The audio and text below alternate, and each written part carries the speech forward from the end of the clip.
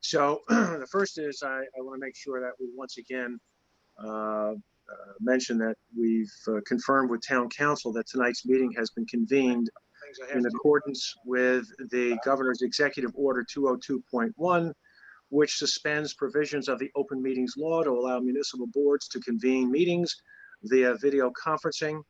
In accordance with the executive order, the public has been provided with the ability to view and hear the meeting. A transcript will be provided at a later date. I note that there's a quorum of the board right now for the meeting. Also, a link has been provided to the public where they can view and participate in the meeting. Carrie, would you be able to tell us when there's a member of the public? Yes. Do we have public meetings tonight? I guess not. There's nobody on here or no public hearings right now. Yeah, okay. And a video of the meeting will be made available on public access television and on the town's website. The agenda and all submission materials are available to be viewed on the town's website. Then in addition, one other quick note before we get into the meeting, and that is been asked to again remind everyone that Census 2020 is well underway. The census helps to determine funding for valuable federal programs such as schools, roads, healthcare, and public safety. Every household will receive a census invite in the mail that can be completed in less than 10 minutes online, by phone, or by paper questionnaire. Remember that spending 10 minutes on the census will help the town receive its fair share of federal funding for the next 10 years. So let's make everyone count by completing the census today. So thank you for that. For all of our viewers. And I guess we'll go now to our first matter on the agenda. And this is the ongoing application, informal appearance for the Shane Sperber application. This is in Random Farms. It's an application for a subdivision approval, site plan approval, tree removal and replacement approval, 49 Random Farm Circle, and actually 32 and 53 Random Farm Circle.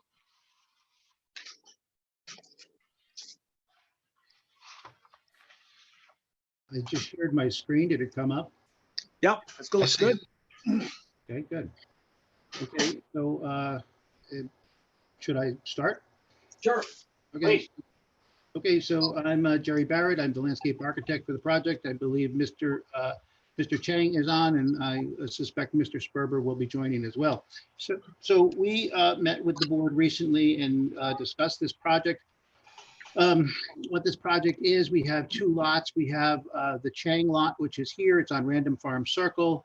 It's this one right in here. And then we have the, excuse me, let me just do one thing here so you could follow along. Okay, so this is the Chang lot right now. It ends right here. And this is the Sperber lot right here. And it's kind of a dog leg. And it's an odd piece of land, according to Mr. Sperber. For all the time he's lived there, he's never even been up here. It happens to be Sperber is here, Chang is here, and you got this steep wooded slope here. So it really doesn't relate in any way, shape, or form to Mr. Sperber's lot. Mr. Chang would like to expand his side yard, which is this area here. He would like to expand back in here, and he would like to acquire this piece of land from Mr. Sperber. By doing so, we would still have zoning compliant lots. So it seemed like a win-win situation. And so we had filed for the subdivision, and we also had filed for a site plan because Mr. Chang would like to do some improvements to this area to make it accessible for his children to play on. So again, this is the subject of to subdivide this piece of land off of Sperber and add it to Chang. So I will go now to my next plan, which is the subdivision plan. So here's the subdivision plan again, and this is the existing condition. Mr. Chang is shown in yellow, Mr. Sperber is shown in blue. That's an existing condition after the subdivision is over. This will be Chang and this will be Sperber, and it actually seems to be a more regular layout, I think, from a planning point of view. Again, this is the subject right here. That is the subject of the area. It's about, I think it's about 9,000 square feet or so. that would be added. We've done zoning compliance charts for each of the lots. And what we found to be interesting about this is that in the existing condition, the Chang lot is deficient in deficient in development coverage. But we add this little piece of land here. The silver lining of this whole thing is all of a sudden he has a little bit more land, and all of a sudden he becomes compliant. So we thought that that kind of made it we're taking a situation that's non-compliant and we're making it compliant. I will move to the site plan next.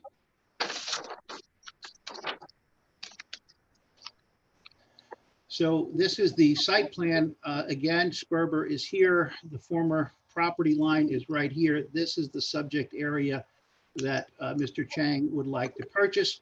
And what's happening here is what we will be doing is we'll be adding a low wall. If you look at Mr. Chang's house is right here. If you look at this section to get an idea of in the 3D what's happening, Mr. Chang's driveway is right here. We're going to add a little wall right here. It's 3 foot height at the maximum.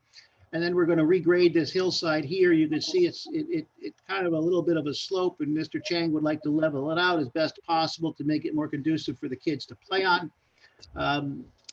We do have some tree removals going on. I did meet with Mr. Corelli out at the site and we reviewed them. We decided, we agreed that this hickory was probably worth saving. So we will now be putting a tree well around that. That's what this is. We did see the town engineer's memo with concern about that tree well getting too tall, and we have revised that. I'm going to show that to you in a bit. I will just say that we have, so we have our tree removals, we have our tree replacements. There's also a proposed generator that's going to go on. Here's the building setback line. The generator will be in this area here. We've put the propane tank closer to it. It was a comment, I think before we had it here, and so we have moved it closer. We've also shown a 6 foot solid stockade fence around the generator, and we will line the inside of that with 1 inch rigid foam to help keep some of the noise down when these things go off and they exercise. Another comment that came up, I believe the town engineer requested that we go back to the original approvals for these lots when Random Farms was being developed, and we find the clearing and grading limit lines for them. We have done that. We provided those maps. So the previously approved clearing and grading limit line is this line in red, and it kind of went like this. Of course, now we're proposing working here. So this will become the amended clearing and grading limit line in here. We do have to clean up some of the language according to, we looked at Bob's comments, and, we have no problem with that. We'll be cleaning up the language so everything comports. So that's kind of the layout here. Basically, we'll be taking some of this out. We will be probably taking out some yardage, and we will be getting a road opening permit to allow the trucks to drive on the town roads. Jerry, the 1 second, the clearing and grading limit lines to the north, those are going to stay the same as we originally approved, those red dotted lines. That is So correct. it's only in the southern portion, the newly acquired property, where we're really seeing a change in the clearing and grading limit lines. Right. Is that correct? That is correct. And Okay. for sake of clarity, the town engineer asked that we take this piece of line here. That's part of our, we'll call that part of our clearing and grading limit line for the new work. And then this will be labeled the amended the amended clearing and grading and limit line. So we'll be clarifying all the lines on the plan so it's clear for everyone. We looked at the tree removals and tree replacements required. Dennis did point out that we have this number 16. It should be 11. That's based on this here. We're taking out 147 inches, comes out to 278 caliper inches, and that comes down to about 11 trees. So that number 16 is wrong. It should be 11. We are proposing 11 trees, but there's actually 16 total trees required, but that's because the 11, you have to add 5 trees because we've got 40 shrubs that are going in, and that's the equivalent of 5 trees. So we will get that straightened out on the plan. But again, we had no problems with the comments that Mr. Corelli had on his memo either, and we could easily comply with that. I'll move on to our next plan. And this is our erosion and sediment control plan. And, you know, it's pretty standard stuff. We'll be coming in, we'll be doing the work, we'll be entering from the Chang driveway. All the work will be done in this area. All the vehicles coming in and out will be here. This is that tree well we talked about. We did do a slope map, and we determined that because it's gently rolling, not very steep, that it does not trigger the threshold that this project would require a slope permit. We are going to be having our engineer look at this stone retaining wall to make sure it comports with the requirements of the town for stone retaining walls. So it's pretty straightforward. Again, this was we have estimated, we've got about 275 cubic yards of material that will probably be leaving the site. That translates to about 15 truckloads. I'm going to move to our next one. Before you leave this, Jerry, What would the construction sequence be on that, Jerry? What's the timing and how long would that be? Will we see the truckloads? Well, I think that, you know, and we'll certainly add a construction sequence narrative to this, but, you know, I think it will be, you know, they'll do a stakeout. They'll do a stakeout of this clearing and grading limit line. They'll get the erosion controls up. They'll call for the inspection to make sure that all the erosion controls are in place. The tree removals will take place. We're going to chip up all the trees on site, and we're going to leave it there because we'll be using the chippings to stabilize the soil while we're working. After that's done, the earthwork will be done, and basically, you know, they have to take this area out, and they'll rough grade it down. I would think it's probably 2 or 3 days with a decent sized machine. So I don't think it would be more than, I think within 3 days they'd have all the material out of there. Okay. A week the most. And you know, and once it's down to rough grade, if you will, you know, the tree well will get built, the stone wall will get built, the topsoil will get respread over the areas. Concurrently, the propane tank can go in and the generator can go in. And then once all that's done, then, you know, the plantings and the lawn can be reestablished. And so that's kind of how it would go. I would think the project is probably 1 to 2 months, maybe 6 weeks from start to finish, I would think.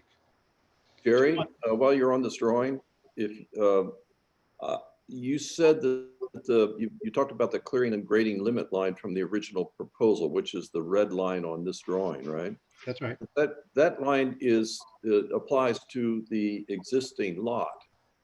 Correct. And it doesn't seem to me that that's really pertinent with respect to the area that's being cleared. Wouldn't the clearing and grading limit line that we should be seeing as the one that is the lot which is donating the land? The Sperber? No, the other one. Yeah, the Sperber property. But their line may not have gone across the driveway. I'm sorry? Would their line have gone across the driveway? I wouldn't. then I it would. should be disturbed.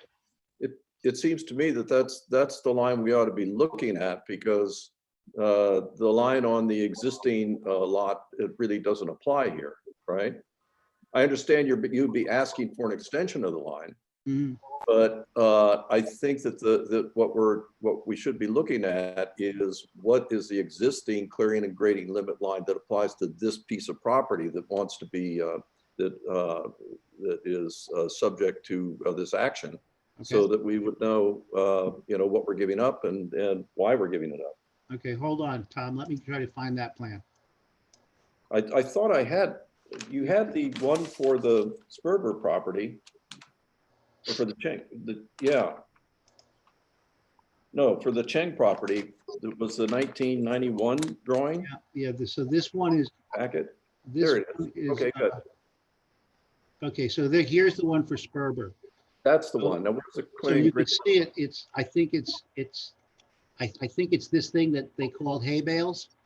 You see how it comes like this? Right. It goes, and I think it must, you know what it is? It's their tree line. You see there it is. It's labeled clearing and grading limit line. It's that scalloped cloud line. And it comes like this. So it's really right in here is what it basically was shown like that. Right. And, you know, nothing was here. There was nothing proposed up here. Nothing was ever done. So they basically cleared up to the road. Right. So I guess the question is,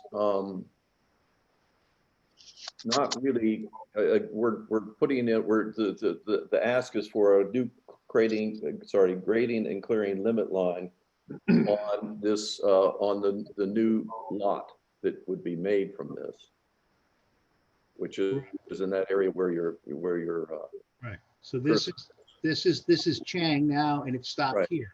right. And yeah, so we're asking to extend it like that.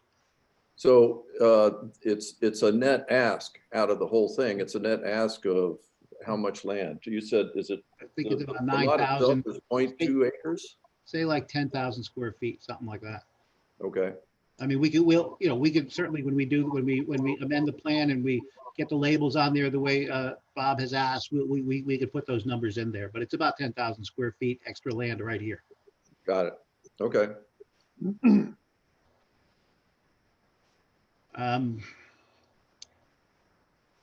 So I think that, we had those plans and, I know that this is the proposed conditions survey for Mr. Sperber's lot, which as you see, it's now, just that. And I think the surveyor still has work to do. For instance, he's not showing these clearing and grading limit lines that have to be on there. So we know we have to get the surveyor to get going on that.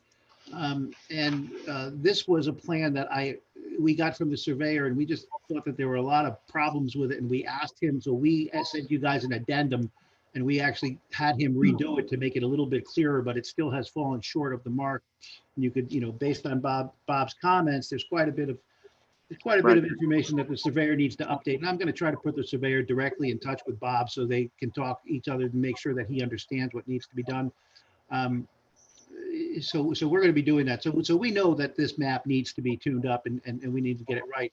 And again, we did go through Dennis's comments. We're okay with that. Bob's comments, I think, were pretty straightforward. And I did have a chance to chat with Bob earlier, so we're good on that. And we were good with Sabrina's comments, but I'm not, so Sabrina, if you could clarify comment 6 for us. We weren't sure that we were following you on comment 6.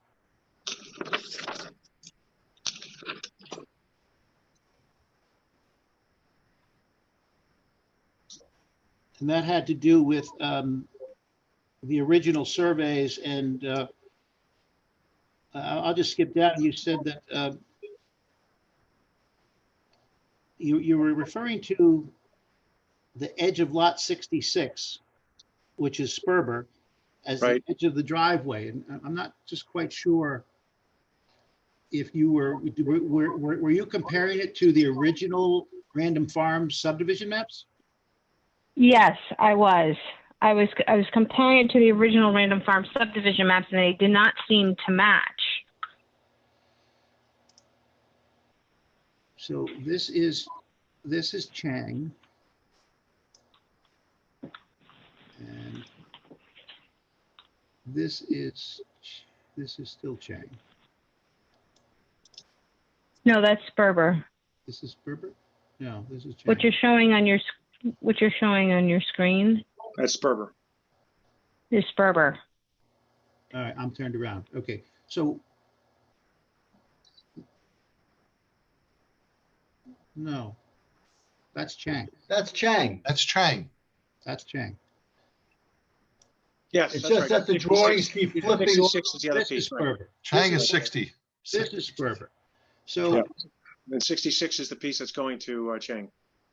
right, I think in your So- memo, the 66 is Sperber. So Then the we- line for the driveway Yeah, right here. in my memo, my memo says the line. Let me see if I can give you an annotation here.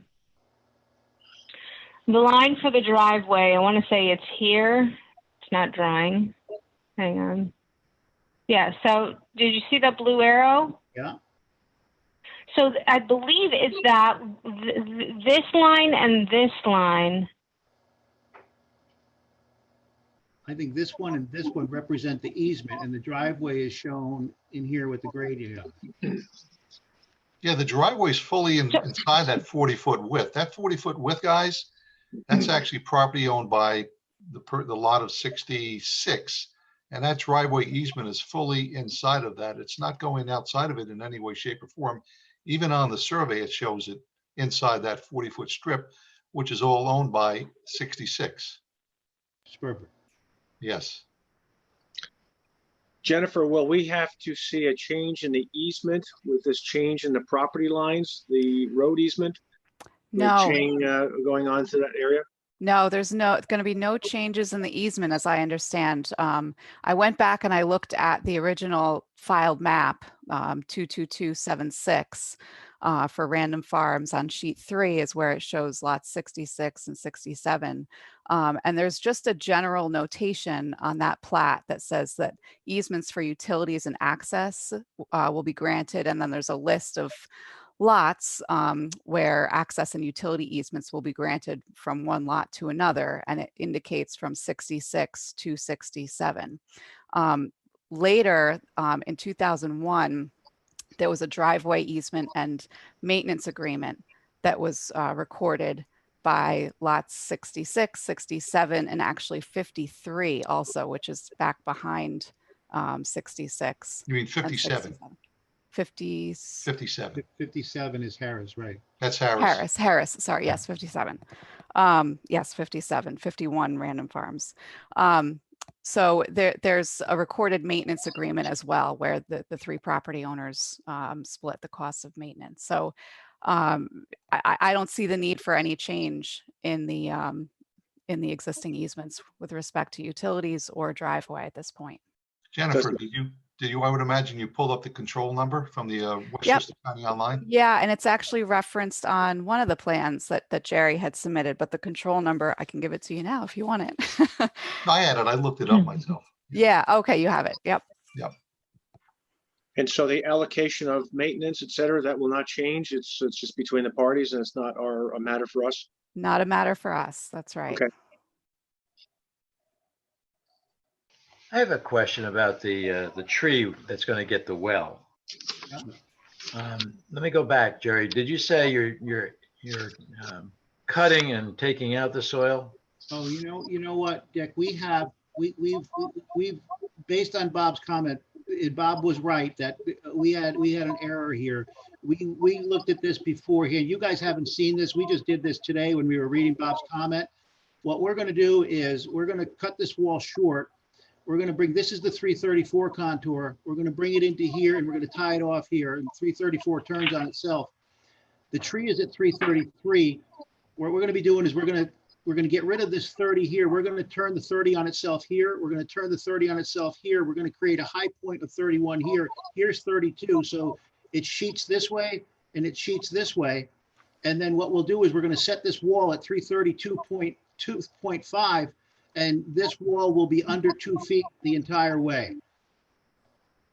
So that's how when we give you guys the amended stuff, we are going to, because Bob was absolutely right. There was an error in the grading here and we caught it today. And so when we give you guys back our information to address all of the points that the planning board and staff have come up with, we will definitely be updating this. I don't know if I answered your question, Dick. Why do we need the wall at all? Why can't there just be less cut material down in the bottom underneath the semicircle?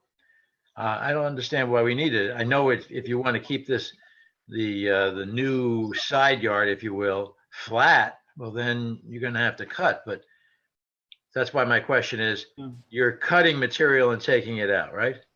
Yeah, so like you can see here, we got about a 2-foot cut going on here.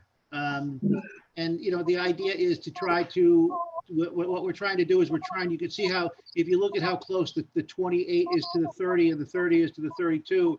So we're taking, we're trying to splay that out. We're trying to flatten it out to try to reach the goal of the Changs, to try to make it a little more flatter and more conducive to the kids to run on and play on.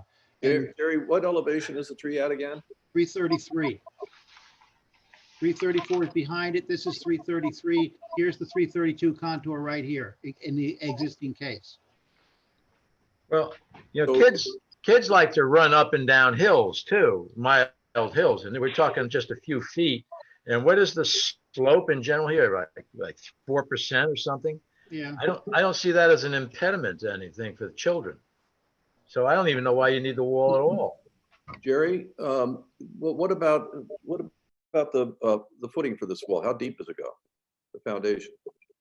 Well, this is a 2-foot wall. I would prefer not to go down to 42 inches because based on, I don't think we'll have to. Of course, I got to clear this with Bob, but I would almost like to do that as almost like boulders, so I don't have to go cutting in any more than I have to.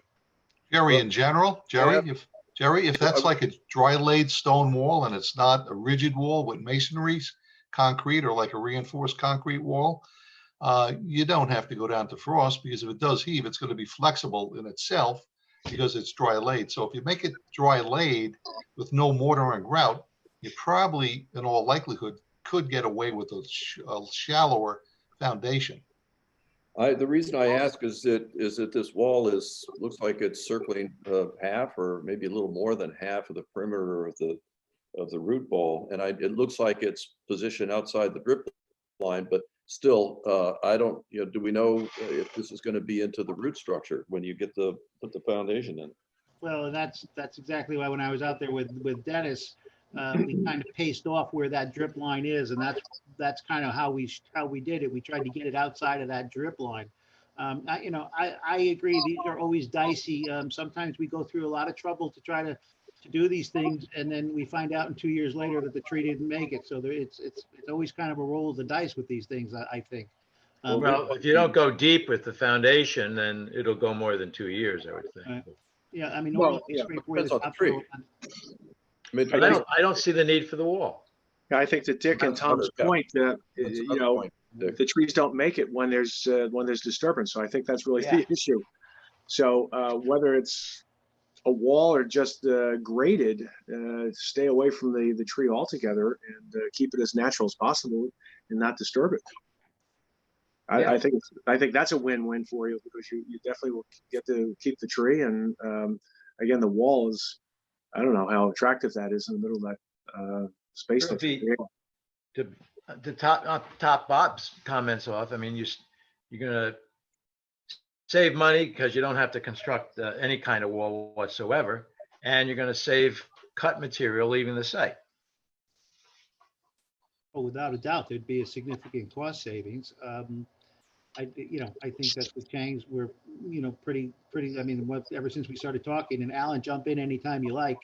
But I think that they preferred to make it a little bit flatter, to kind of play ball on, or whatever kids will do on it.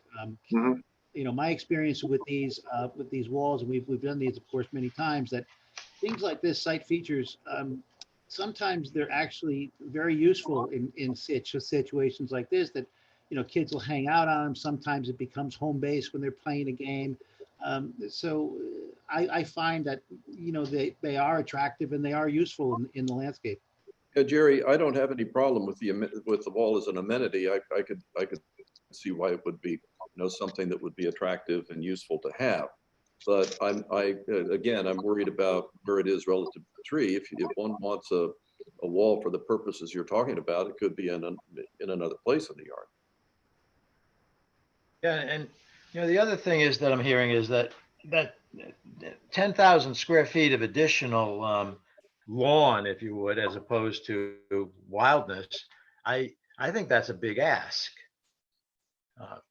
Because this is a special whole development. Bob, what is it? Does it have any special titles or anything? Or it's a conservation stuff here? It's a conservation subdivision. Yeah. It's a conservation subdivision. Dick raises a good point, because I'm looking at sheet 1 in the packet, Jerry, which has the photographs on it. And the plan for Chang shows the red tree line is drawn in red, which I guess is the existing extent of clearing and grading. And it looks like it exceeds by quite a bit what was approved originally. Already it exceeds quite a bit, which was what was approved originally.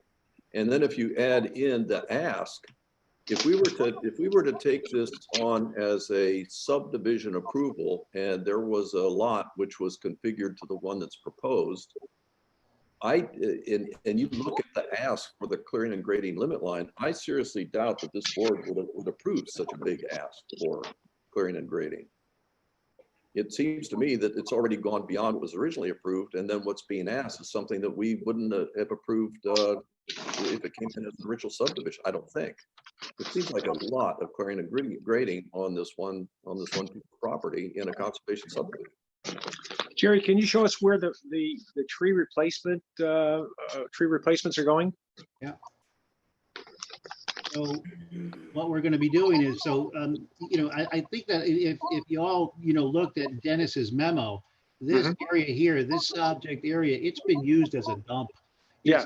It is chock full of invasives and littered with downed trees and logs, and it's really a mess. Right. What we were going to do is clean that up, and then we were going to try to concentrate all of our new plantings down in this area to put that hedgerow back in for the Harris property and try to get it, in that area there. That was kind of the idea, to put the replacements there. And you also have trees at the other end and bushes, Jerry, for the Jerry, can you give me propane tank and a generator. Jerry, what's the dimension from those trees you're going to plant at the Harris's house all the way back to the driveway? Yeah, from there to the driveway. How far is that? Here to here. How long is that? Okay, hold on. We're going to scale it. We got the map. Just a ballpark. From here, where we're putting the trees back to the wall. Give me a quick number.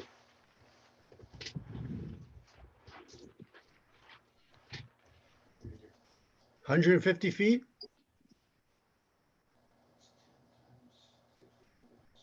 About 175 feet. Okay. I mean, so 175 feet is, 3/4 of a football field. It just seems like that's a big distance to tack on to what Tom and Dick were saying. I have to agree, if this was a proposal coming to us, I think the grading and clearing limit line would be half of that distance. Well, the other It was issue a is new that, proposal. and the other issue, I think, to Dick and Tom's point, and yours also, Greg, is, we also have an awful lot of lawn to the north, which is what we normally would approve of. And I understand that this back lot is in terrible shape, but one of the things I'm thinking about it is whether or not we can introduce even more plantings, even in this lawns, just sporadically, just to give it a little bit more of a natural feel, not a junk feel that we have right now. I think whatever you do will be an improvement. But are we short, Dennis? Are we short on the tree replacement? Numerically, everything works. Actually, they were proposing strict numerics to put back more. And frankly, if this was coming to me just as an application for tree removal, some of these species, per the code, wouldn't even require replacement because they would be considered invasive. So it is, as you indicated, it is a bit of a trashed area. So that was sort of, I just wanted to lay that out, especially with some of the confusion I know, which Jerry will agree with, on the first go around, which the species that they were talking and the sizes, I'm like, was my first impression, wow, you're getting rid of all this, and that just was a mistake. It really didn't exist. This was, what I kind of wrote in my memo is more indicative of what we have here.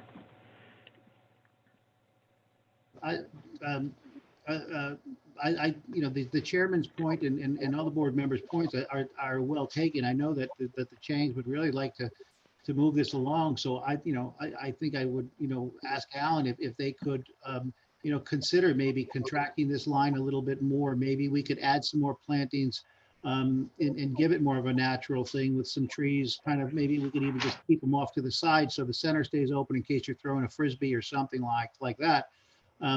But the whole, what's driving this whole thing is the rest of this yard. This is very tight in the backyard, and the front is just almost unusable. It's so steep. So this becomes the logical play area for here. I don't know how Alan feels about not doing so much cutting here. Maybe and trying to do a little less disturbance, but. I know that, he'd like to get this matter, moved along, and if there's a compromise we can make that can work for the Changs and can work for the planning board, I think we'd be willing to do it. Jerry, I have a question about the landscape plan, the trees that you are proposing at the end of the property next to the neighbors, next to the Harris. Mhm. There's a black tupelo. What are those trees again? So the black tupelo is Nisus sylvatica. It's kind of it doesn't get as big as like a red maple will or a sugar maple, but it's a really nice tree. It has kind of the growth habit of like a pin oak. You know, it has that pendulous kind of look. Right. You know, And they there's- kind of Right, and then there's a pin oak next to it. pin oak, and we went with pin oaks because the pin oaks hold on to those leaves. You know, even though it's wintertime and the leaves are brown, they hold on to their leaves through the winter, so it provides a little more buffering. The Okay, black so- tupelo, it's spectacular fall color. Okay, so here's really where I'm leading, where I'm going with this. These are big trees, right? Well, yeah, they'll be considered, full-size trees. Yeah, so unless I'm mistaken, it looks like they are, it looks to me like they're too close together to survive. You're gonna lose a couple of those or one of them, or you're gonna end up with a tree or a couple which are just not healthy because they don't have enough room. And so, Okay. unless I'm wrong about that, I'd be happy to be wrong about that, but it seems to me I wouldn't plant big trees that close together on my property. That's a good point. Well, you know, a lot of times, Tom, what we do is we show things schematically, and we actually go out and we actually spot every single tree when we plant, because there's no substitute for being on site and seeing that, but we could certainly spread them out more. The other thing is, I think what we were trying to do there, we were trying to create, I think, kind of like a denser hedgerow, if you will, to provide that element of which is not there now for the Harrises. They kind of look into that junk pile now. So we were trying to do that, but we could certainly spread them out. Sue, what do we have now? Yeah, your point's well taken. They're about 10 feet apart, and 10 feet apart for the spruce trees actually works well. We found that it does create a nice hedge in about 5 years. So we could certainly spread out the deciduous trees and scatter them around a little bit more. Well, and I would also suggest along those lines that you scatter them about and perhaps move them a little bit more to the north. And also, I think a recommendation for the applicant to consider is don't be bound by the numerical requirement. Go beyond that. You're going beyond what we normally do in a conservation subdivision. So perhaps as part of the trade back and forth here, we see a little bit more aggressive planting toward that north end and maybe in some other areas, as a trade-off. My understanding is that you've certainly met the requirements that Dennis has set forth and looked at, even though these are invasive trees. But it might be helpful to see something a little bit more, again, spread out, not just bunched down there to Tom's point. I think that's an excellent point. We're looking at this both short term and also long term. So that would be just a thought, for consideration with the applicant. And I was out there today after the hailstorm, and I couldn't actually see this end of the property. I couldn't see much of the property at all because it's up a private drive, and I didn't want to be up there without an invitation. But there's significant rock right up in there, is there not? There is, and that may really dictate how much we can cut. We may not be able to cut how much we're showing here. Right. And if that's the case, there will be less cut. But yeah, there is significant rock up there. Well, I was talking in particular about all these trees that you have and plantings you have, especially the trees you have located at this end of the property. I don't know that there's any guarantee that you're going to be successful in finding a place to spread them out. Well, I think, Dennis was out there too. I think when you get in here, I think you got some deeper soils. The rock is really right up in this area. It's like right in through here. It's not to the left of that where you're putting the new trees? No, this is pretty good down here. Okay. This is all pretty good. And it's, you walk on that, it's like walking on, I think people have been dumping leaves in there for years because it's like it's like mushy when you walk there. But I think you got some good soils here. I think you have we may in fact find that we're going to hit rock here, and we're not going to be able to do the 2-foot cut here.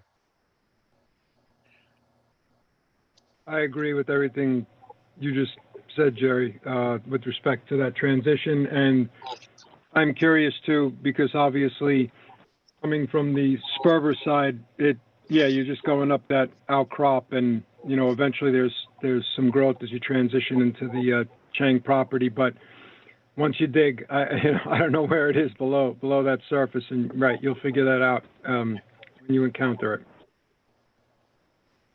I think, before the next meeting, I suggest that maybe what we should do, before we refile our information with the board, why don't we go out there and we'll poke a hole and we'll tell you what we can do. And for all we know, we're not going to be able to cut 2 feet, and that might bring us right back to what Dick was saying, that we're going to keep it pretty much what it is. But we won't know until we put a shovel in the ground.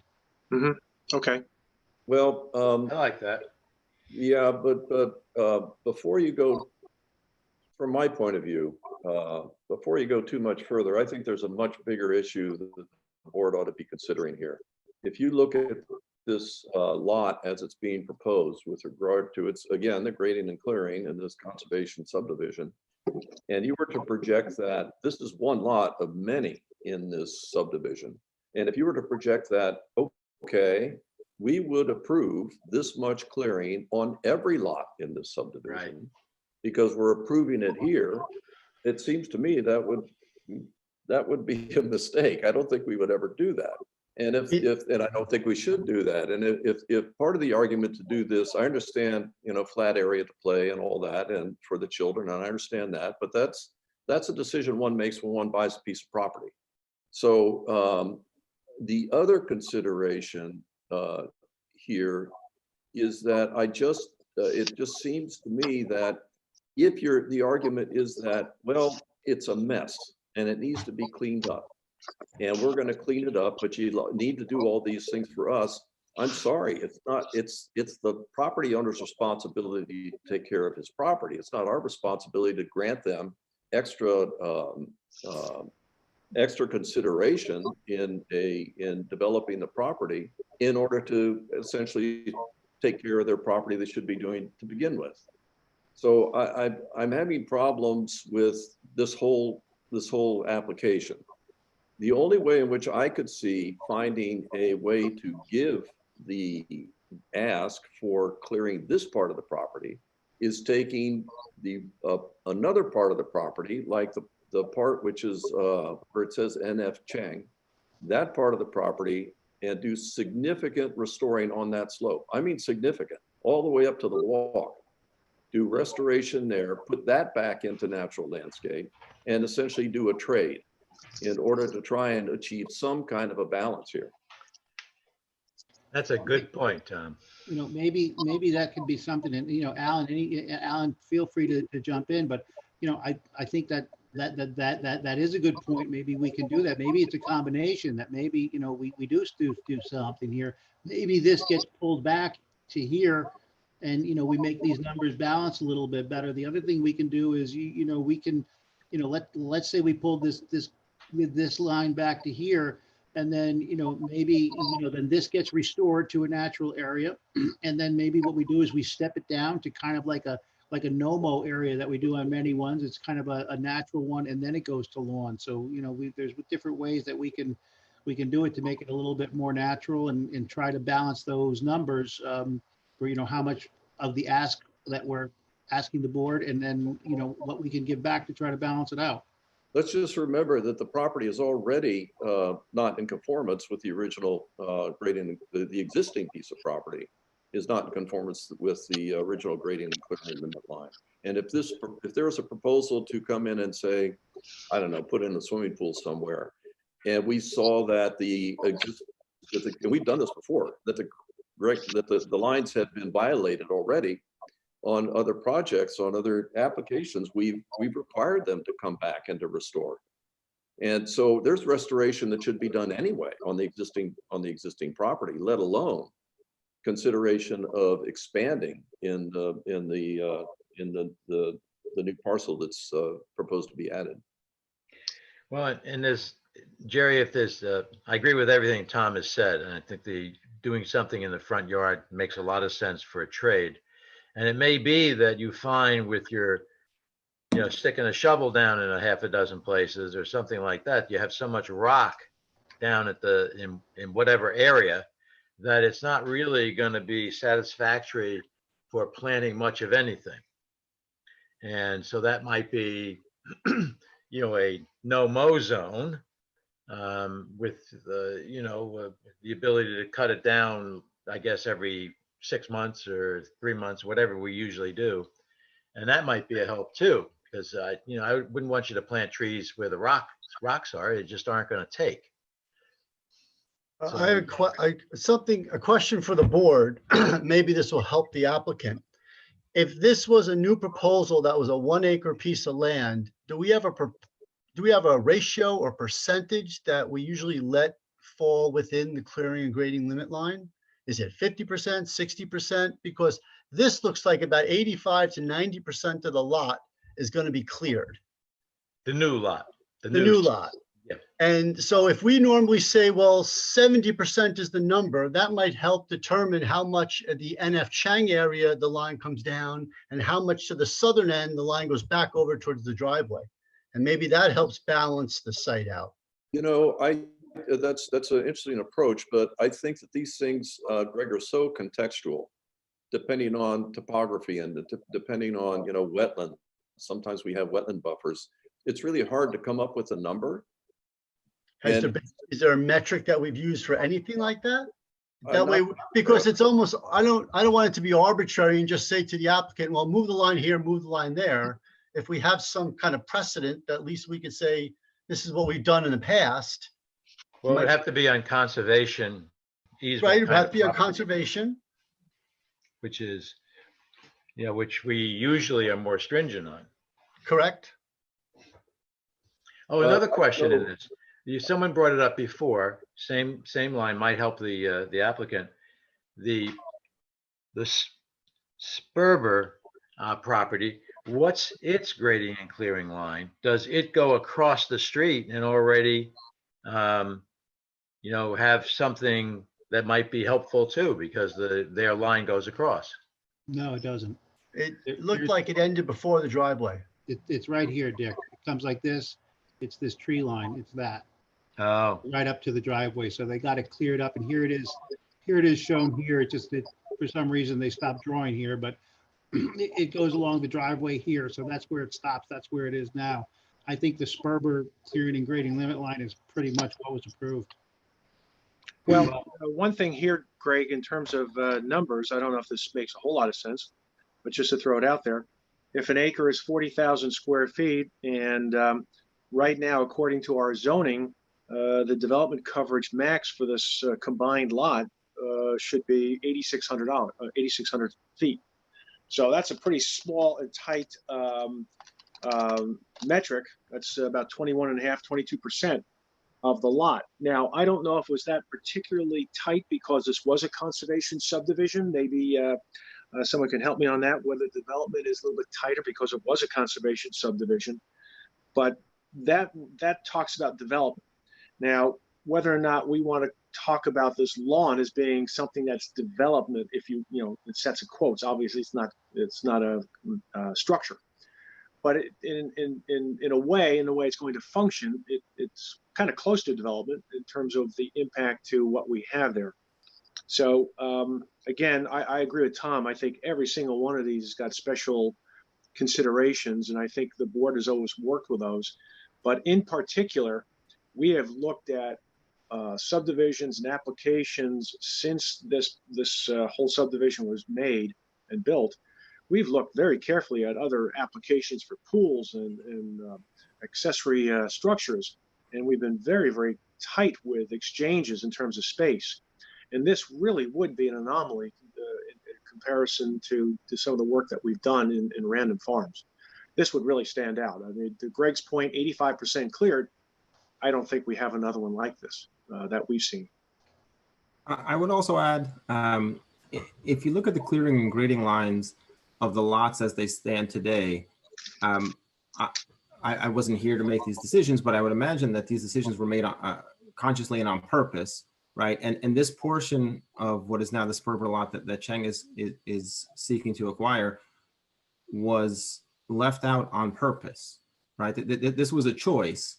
And to someone's point earlier, it might be junky now, but it was left out of the clearing and grading line on purpose. And now the mere act of the subdivision and annexation of this portion of the lot doesn't in itself merit what seems to be an incredibly high percentage of clearing and grading. And so I think that the history of the sites should inform some of this decision making. That said, I'm the type of person that likes to get to solutions and not just no. So I really am supportive of the idea of finding a way to get to yes here. And if that means some sort of trade with the front yard, that's really interesting. It sounds like there needs to be some additional thinking on the part of the applicant as to how to get to a point where there could be a way to move forward here. I agree. Yep, couldn't agree more. And I think at this point we've given, I think, the applicant some ideas in terms of what we think might be a successful resolution. Working some of that landscape to the north on the hillside, restoring that back to more of a natural, maybe sliding some of the lines back from the south further to the north. And I agree with Eldad. I'd love to see a solution here where the applicant is satisfied, they get what they want, but at the same token, we still stay within the usual sort of outcome that we see with a conservation subdivision. So I don't know if we can beat it out anymore. We've given Jerry and the applicant some information here. I think it's up to them to come back with something. And Jennifer, and Sabrina, do we have to schedule a public hearing on this application? I cannot hear anybody. Yes, you do need to schedule a public hearing. On the re-subdivision portion of it, you do have the option for waiver of jurisdiction. That's on the table if you want to exercise it, but otherwise a public hearing is required for the re-subdivision. Okay. The site. Well, I don't see any purpose in waiving it, frankly. Yeah, well, I think given all the discussion that you've had regarding this, I think you should have a public hearing, particularly given, the pandemic that's going on and making sure people have an opportunity. So. Yep. Well, Jerry, does that sound agreeable to you? What we can do is schedule a public hearing. I think it was all constructive what the board has offered, and I think we can certainly go back and take a stab at it and come up with something that I think we can get there. So I'll sit down with Alan and we'll go over it and we'll get some sketches together and maybe even run it by staff before we before we refile with the board, just to make sure that we're all on the same page. Seems to make a lot of sense. Okay. And I would add that, I really appreciate the Changs getting this parcel for one of the major stated reasons, which was to bring them back into compliance with their overall property. And I think that's, that is a benefit to the conservation approach that we had for the, for the whole place, that we may potentially have some more land that could be used in another way. Good. So what should we schedule the public hearing for, Jerry? I know we have a June 21, which you have to have stuff material in by May 22nd before the holiday. If that's a little bit too aggressive, then we can schedule for the first meeting in July.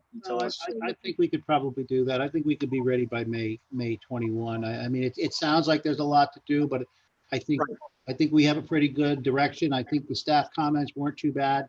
So yeah, let's go. Let's go that we'll file for May 21st. Can I just correct that? It's a May 19th meeting and the submission deadline is April 27th. No, this is June. This will be a June meeting. Oh, you're saying May. Yeah, no, there's no way we'd make it through. No, it'd be the June. Oh, Yeah, May So filing for June. it's a Wednesday meeting in June. That's the tax one where we get moved from Tuesday to a Wednesday. It's the second one in June. June 17th. Right. May 26th is the deadline. Okay. Yeah, we could definitely do that. Okay. Good. So we'll see you then, and we'll schedule you for a public hearing then. Okay, thank you very much. Okay, thanks. Thanks. Bye. Okay, good night. Right.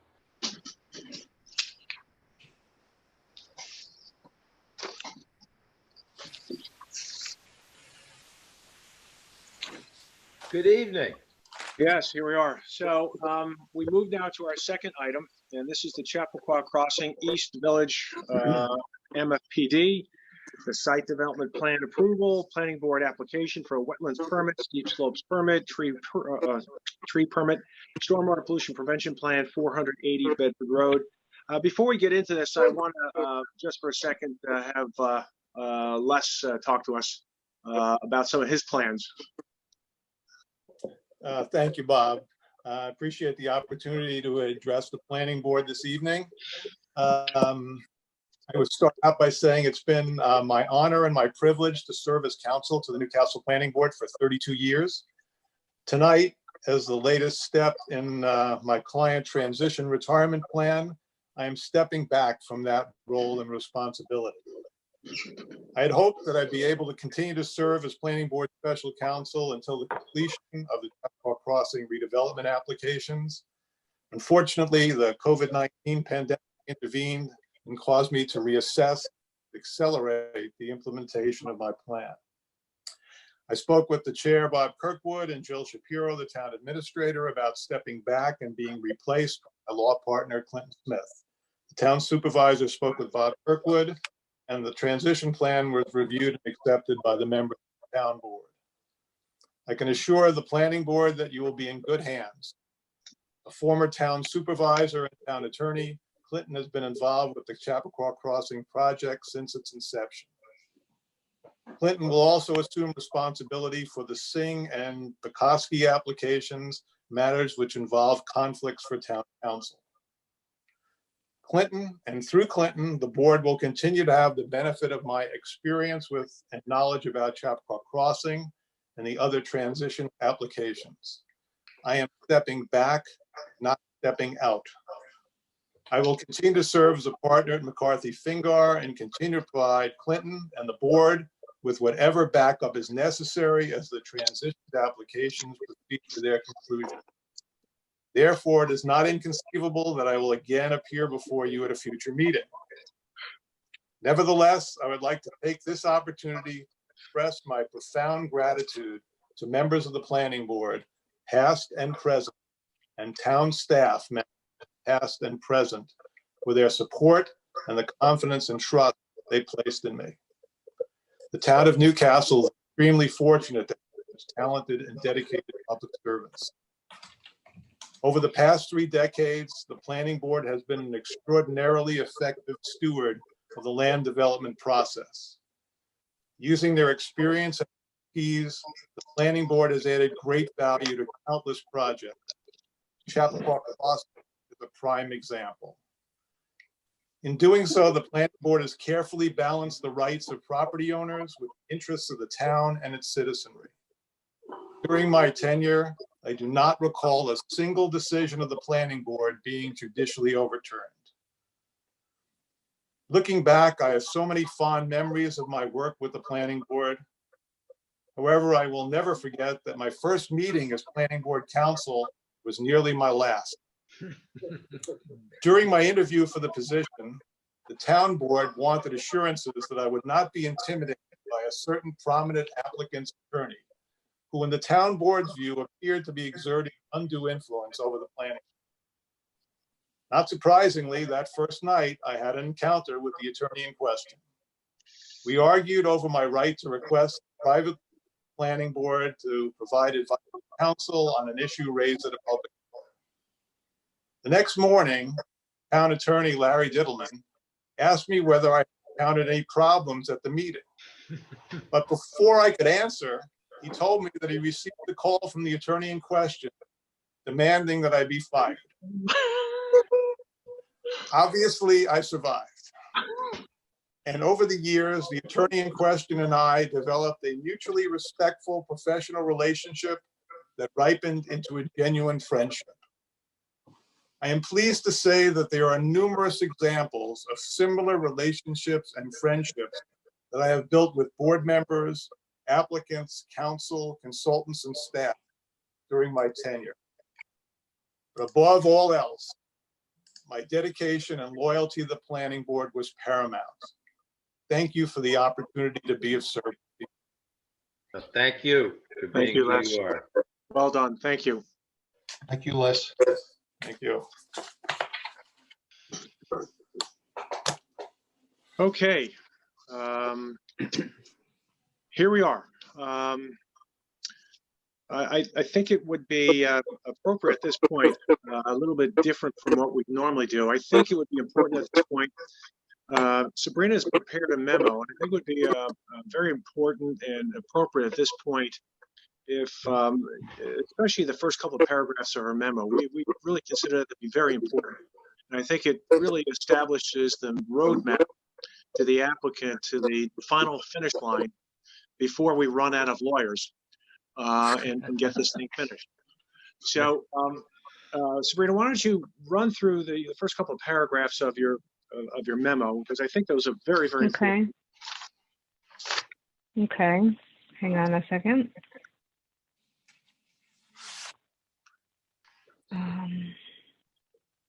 Okay, can everyone hear me? There's Yes. a lot of feedback, so if you are not talking, please mute yourselves either on your screen or on your phones. It'll help the feedback. I can mute everybody. Okay. So basically, I think what the chairman is referring to is just really trying to catch everybody up to where we are today, given what we've been through over the past 15 years type of thing, and most recently with the pandemic. And, I think it's important to understand the kind of the temporal process that needs to occur from today forward.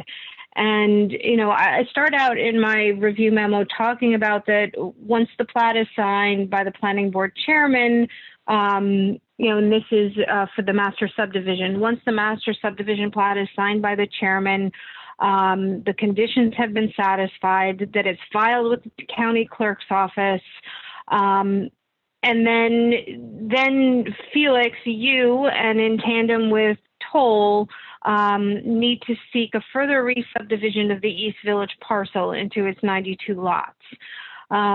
Once the final re-subdivision plat for the East Village is approved by the planning board, the plat is signed and filed within the county clerk's office, then the planning board can issue the approval for the East Village site plan. And so, kind of that's the outside process which needs to occur to get to the point, Felix and Toll, where you have approvals that you need to move forward and, get to the point to where you're applying for building permits and you're no longer before the planning board. One of the best recommendation I think that we can make to you, that the planning board can make to you, that staff can make to you, is to really prioritize your efforts to satisfy the existing outstanding conditions of your approvals, to address issues related to approvals that you're looking at obtaining now, to facilitate just making sure everything is completed and through the planning board review process. I don't know, Bob, if you want to extrapolate on any of those items, but I cannot stress more. A lot of what I'm doing right now as the planner is I'm looking at your plans, and, your zoning conformance table is fine. Most of the information on the plans is fine. You'll notice in my review memo, there's not a lot that you need to follow through from a planning perspective.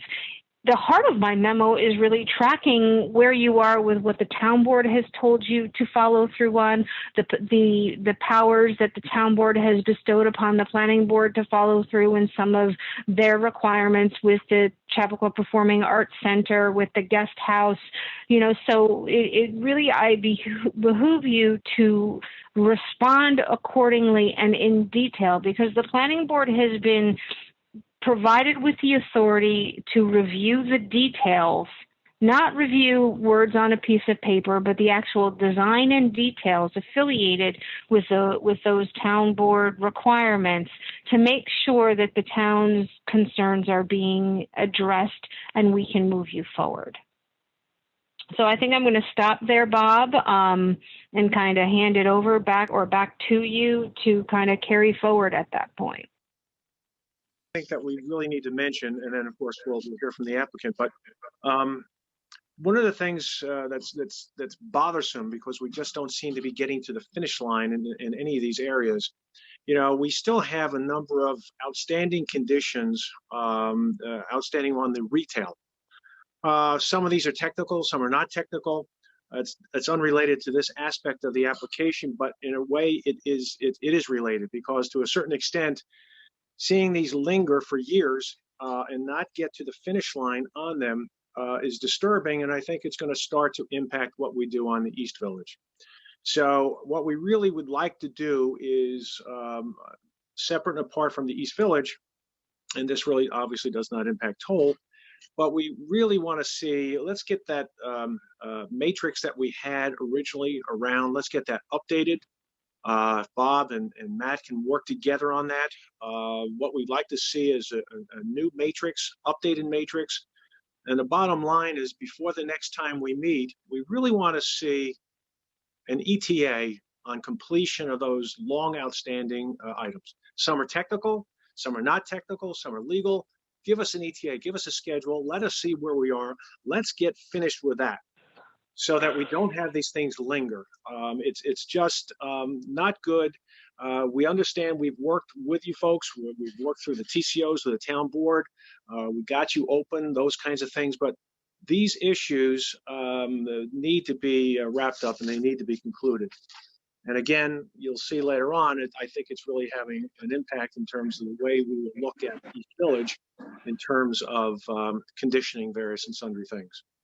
So that's one issue, and we'll put that later on. We'll talk about it, because we really want to set forth a schedule echoing what Sabrina's stating. We really want to get you guys finished, and we really seem to be tugging and pulling you guys along to get you finished. So please, it's in the spirit of getting you guys across the finish line, getting us all across the finish line, and having this thing finished. So that's one issue. I think maybe we should go to Bob's memo, because Bob has got a number of issues. I think the count, according to Bob, I think there are 38 items. Some are minor, some are technical, but I think the totality of them is something that is something we need to talk about. So Bob, why don't you, I don't think it's necessary to go through every single point, but I think it's important for you to emphasize those that you think are critically important and need to be addressed by the applicant in order for us to make meaningful progress on the application. Okay, thanks, Bob. Basically, I outlined my memo. ST1s are all stormwater. They're not significant, but they should be done nonetheless. I'm going to key on 3 or 4 important ones I believe are very critical to get done and move forward on. And the first one I'm going to stop on is GC7.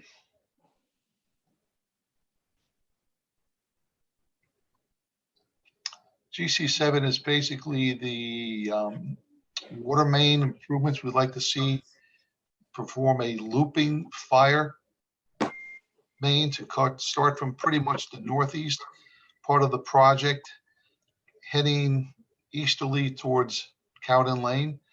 And it'd be about a 540-foot linear feet proposal.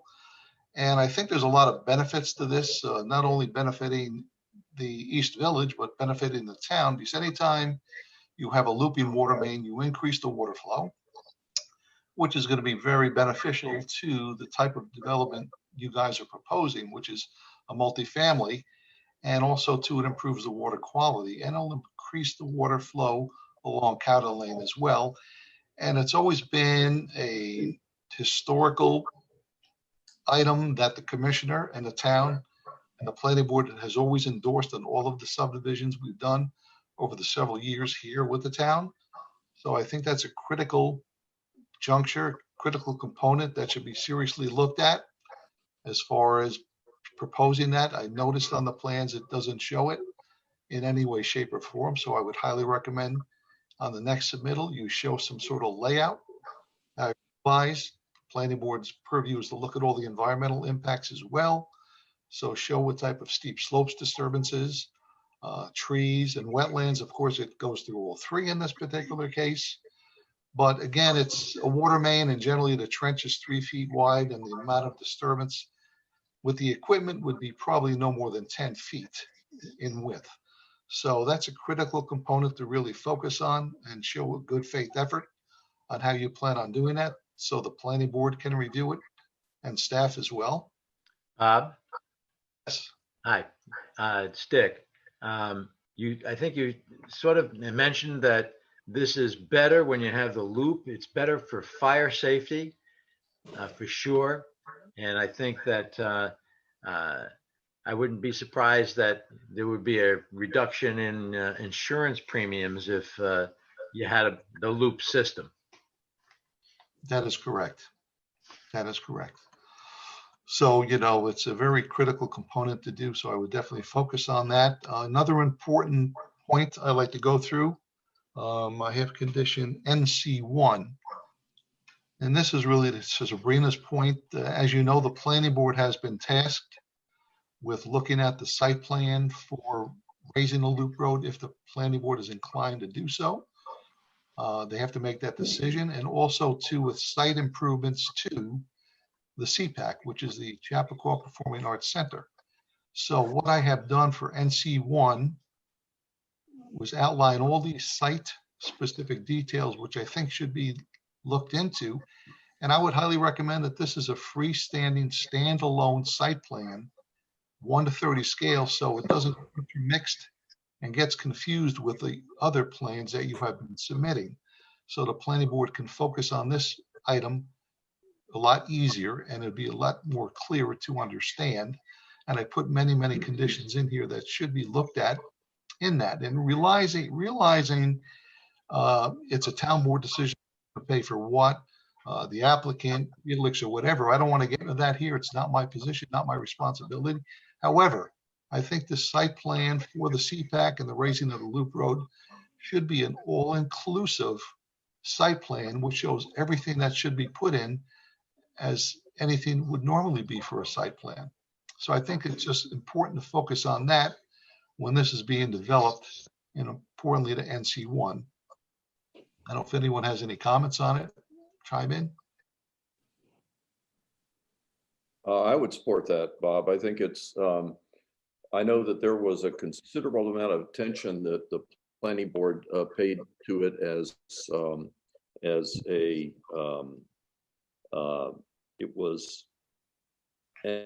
spin-off of, I think, Bob and I being part of some committee where we were sort of helping out the town board in looking at the property and trying to figure out, well, what would be appropriate from a site plan point of view for that particular piece of property and its adjacent relationships to parking and roadways and so on. And ever since then, unless I'm mistaken, those studies were done at a larger scale. And ever since then, it seems as though it's now been bundled back up into the larger overall site plan. And at the scale at which it's drawn, it's really difficult to really get into what the implications of what's being drawn really mean. I think it should be approached as an individual standalone site plan for review purposes. I agree, 100%. So one thing I wanted to go back to on the loop, I think I was muted. I muted myself, which was, I guess. But on that hard to hear, Bob. On that loop for the fire loop, the water loop, echoing Dick's comments, I think not only is it something. Can you talk closer to your phone because you're breaking up? Oh, okay, sorry. One of the issues on the fire loop going down to Cowden Road, one of the things that I thought was especially interesting it runs as a benefit to both the East Village as well as to the town in that, the volume of water, when we traditionally do this, the volume of water, the pressure, et cetera, is increased. And since we are dealing with a fairly unique development here in Newcastle, in that we have clustered homes and a number of units.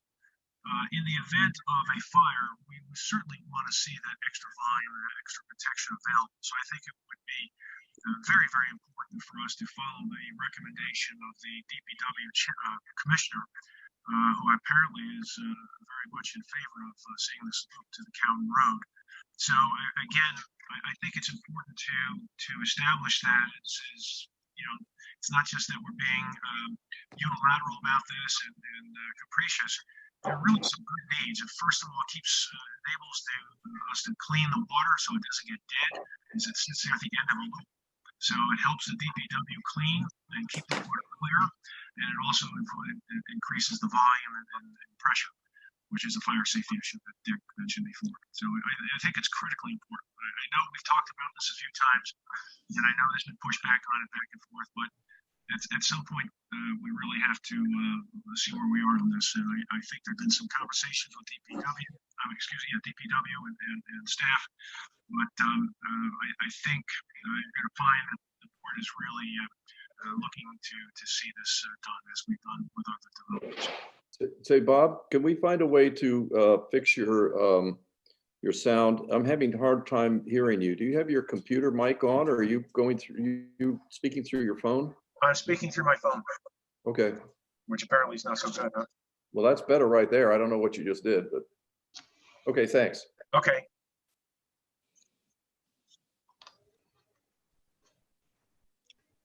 So Okay. Bob, why don't you continue? Yes, thank you, Chairman. Basically, last but not least, NC4, which is pretty much the last several paragraphs of my memo. It's interesting to note that the Watershed Inspector General's Office, WIG, I've been dealing with Charlie Silver for the past 2-3 years, and they sent a new memo to us. I think I included that with my circulation memo. Hopefully people have read it, but in summary, the WIG, who oversees the DEP and evidently has a lot of authority on what they think should be done, is requesting that the SWIP be denied until such time they incorporate certain technical requirements into their models. Just to get a little technical here, they want them to update the rainfall data and the rainfall distribution data. They've been adamant about it for many years. However, I believe Divney Tung sent a letter in 2013 to Mary Lam LaFay, who's the chief of sections of the DEC with all stormwater permits. In that letter, she wrote back, and evidently Divney Tung and Schwab held their hat on that, not to address the issues that the WIG has wanted. However, they seem a little bit agitated now, where they feel there should be no reason they should follow this and update it. However, I don't want to get in the middle of this. I think it's between the applicant and DEC, so I'm recommending that they submit a letter to the new chief, which I'm sure there is, of stormwater permits, Bureau of Water Permits, and have them clearly state whether or not they have to update the rainfall data and the rainfall distributions in their models to design all the stormwater facilities that have been designed already. So I also put in there that the letter from Divney to the DEC should include the WIG office, so they can see where the WIGs, they can have a full understanding of where the WIGs concerns are. And I think this is critical, and this is something that I think should be done first, because if the WIG, if the new chief of stormwater permits for the DEC says you guys have to update your programs, I believe it may increase a few of all the existing stormwater facilities that have been sized in this system. So I think my recommendation to the applicant's engineer is to make certain they do this as soon as possible, so this can be shown to the board, and we'll know once and for all whether or not they have to oblige by what the WIG wants, or they can use this as an alternate design in the DEC Stormwater Design Manual. Now, I've spoken to other engineers on this topic for the past few weeks, very capable engineers that are very good stormwater design. And they said in their experience, the DEP has not made them do what WIG is requesting, whatever that's worth. But I think for what we need here is that letter from the DEC so we know how to move forward on this. And I think that NC4 last on the list, in my opinion, should be done first and foremost. And that's what I have right now to report. Yeah. Andy and Mark, what's your opinion on this extraordinary letter that we received from the Attorney General? Our take was that it's kind of a showstopper until you get that resolved. We hate to see you guys waste more time, treasure, and effort until this is resolved. But well, I think, Mr. Chairman, Mark Weingarten, I think it's something that we do have to respond to, and we will. And I think the plan that the town engineer has laid out with us putting in a letter and trying to get clarity on it is necessary, and we will have to do that with all haste. This is a new issue and we have to deal with it. But I think we share, having had the conversation as a team, that it is unexpected because the position that he's taking is one that we're not familiar with, and we don't understand why he's taking it. So I think we are going to try and get an opinion, but the town engineer is correct. We need that sooner rather than later because we just need to know how to proceed. Right. Okay. And just a small clarification, Mr. Chairman, Andrew Tong here. Sure. It was the Watershed Inspector General, not the state attorney. Right. Correct. Right. Thank you. Okay, how would you like to proceed? Are there any additional information you'd like to present this evening? Yeah. If that's okay, Mr. Chairman, I would, again, for the record, Mark Weingarten, I would like to start by congratulating Les and wishing him well and confirming for the record that I'm not the attorney that he was referring to. I want to make sure that that's done, but welcome Clinton. So I didn't want to start that way. Anyway, just briefly, as you all know, we did receive the amended MFPD back in December of 2019. There were conditions that were a part of that. And, we've stated that we believe our site plan conforms to an FPD. That's our job to prove to you. And we're going to concentrate this evening on the 4 items that were identified by the town board for planning board review, and talk about some of those conditions that you raised this evening, and hopefully show you that there's been some more work and some more things that have been accomplished than maybe you understand today. I will point out that the town engineer's memo, we received the revised memo today. And of course, we haven't had time to go through all of that, but we will, and we will be back to you again. But just briefly, and then I will turn it over to Andy. There were basically 4 categories that were pointed out by the town board, and is noted in Sabrina's memo. The first had to do with the guest house, and we are happy to report that regarding the guest house, we have completed the initial stage of securing the building, and we have taken the immediate steps to preserve the building to the satisfaction of the town's building inspector. We have also hired Stephen Tilley, a well-known expert architect in the world of historic preservation, and they are busy working on the plans. So we think a lot of progress has been made on the guest house. We understand what our obligations are, and we look forward to fulfilling those. With regard to the Loop Road, again, clearly, we have agreed to move forward with alternative B. So we will be raising the Loop Road during construction of the East Village. And of course, that does bring about certain things that the town engineer raised earlier, as well as the chairman, and we will be talking about those, and Andy will mention those briefly.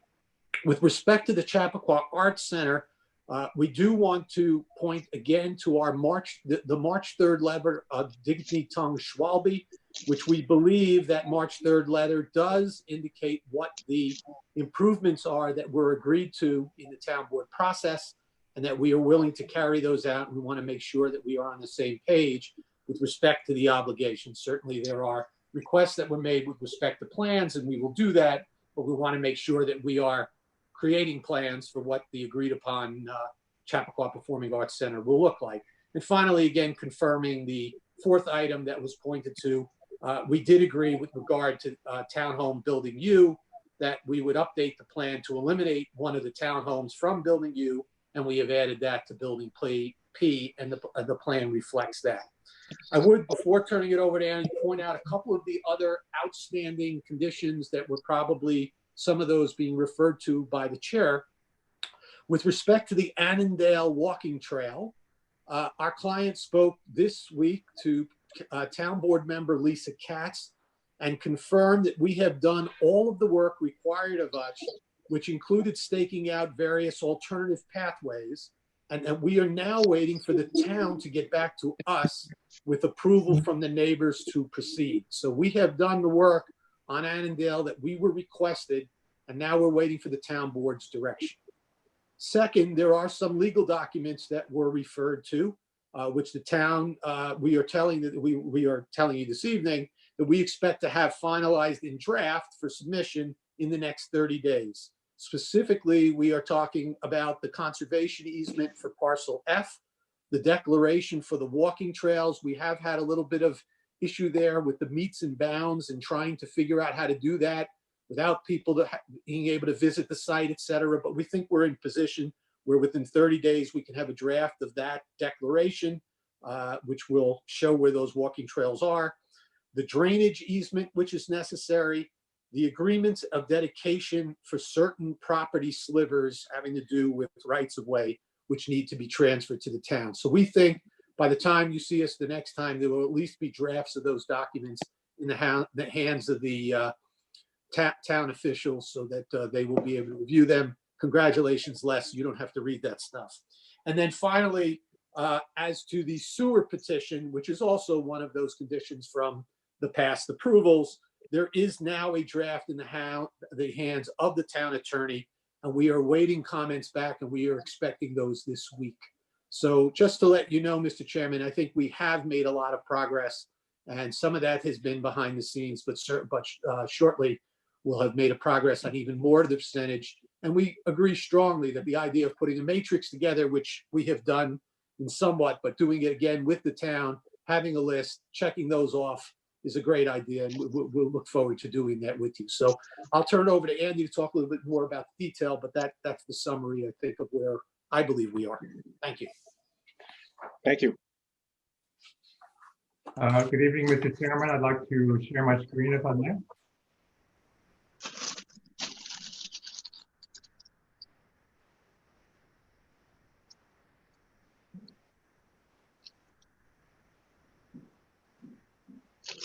So as Mark mentioned, the last time we were before this board was for the approval of the final master subdivision plat. Sorry, have I not muted? Can you hear me? Yes. Okay, sorry. Final subdivision plat, which created the East Village parcel of 32 acres.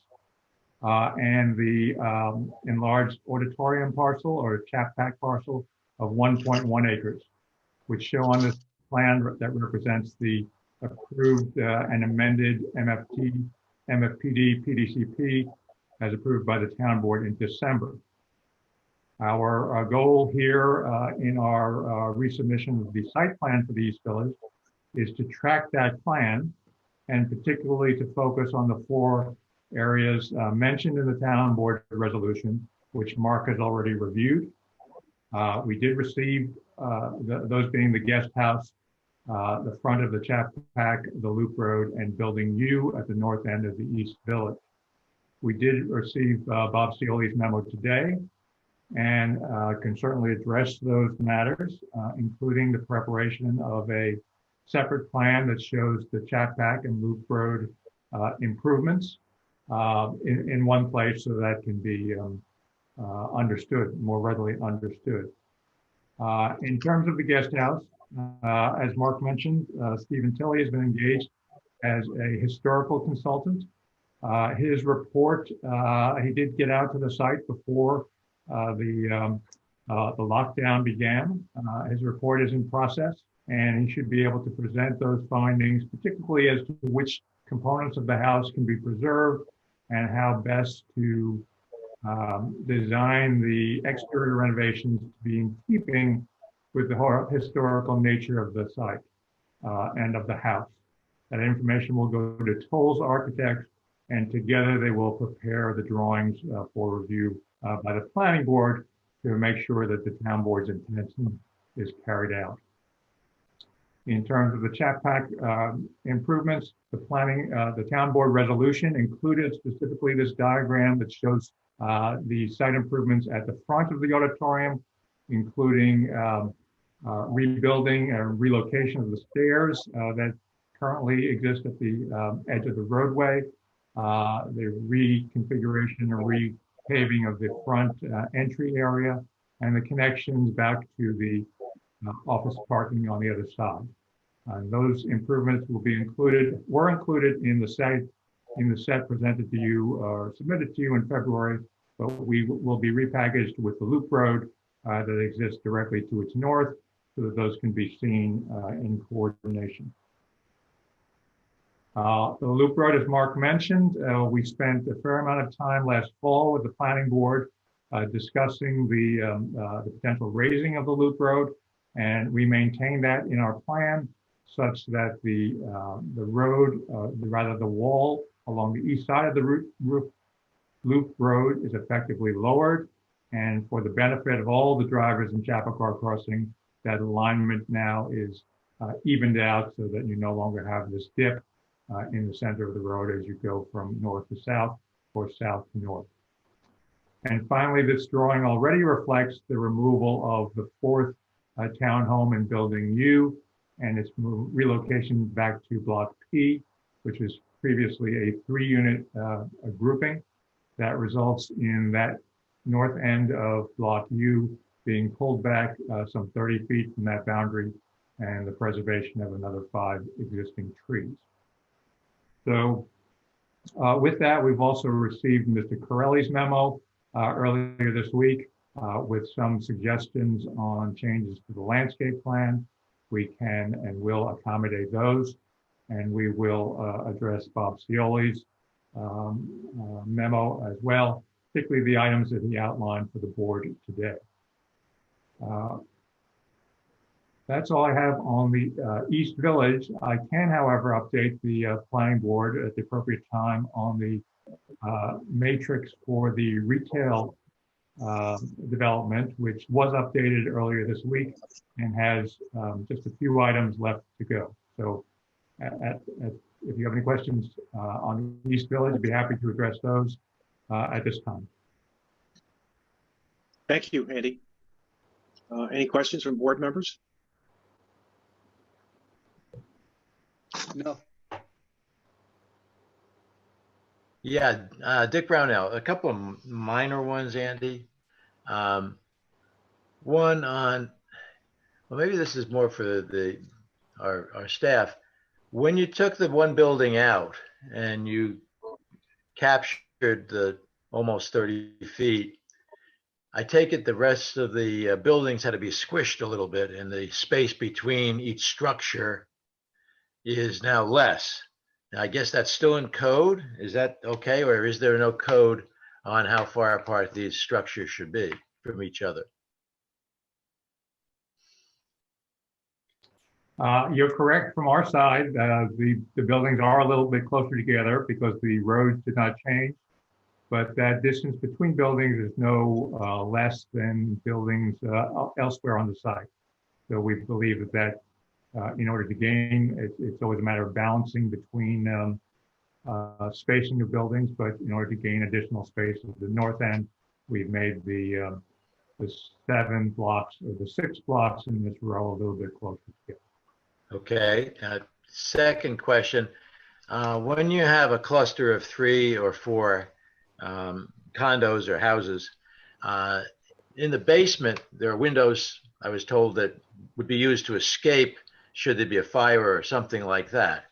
And I take it though, the windows have to be at each of the long ends for the buildings that are in the middle of a cluster. Is that correct? The interior units would have no windows on the sides. That's correct.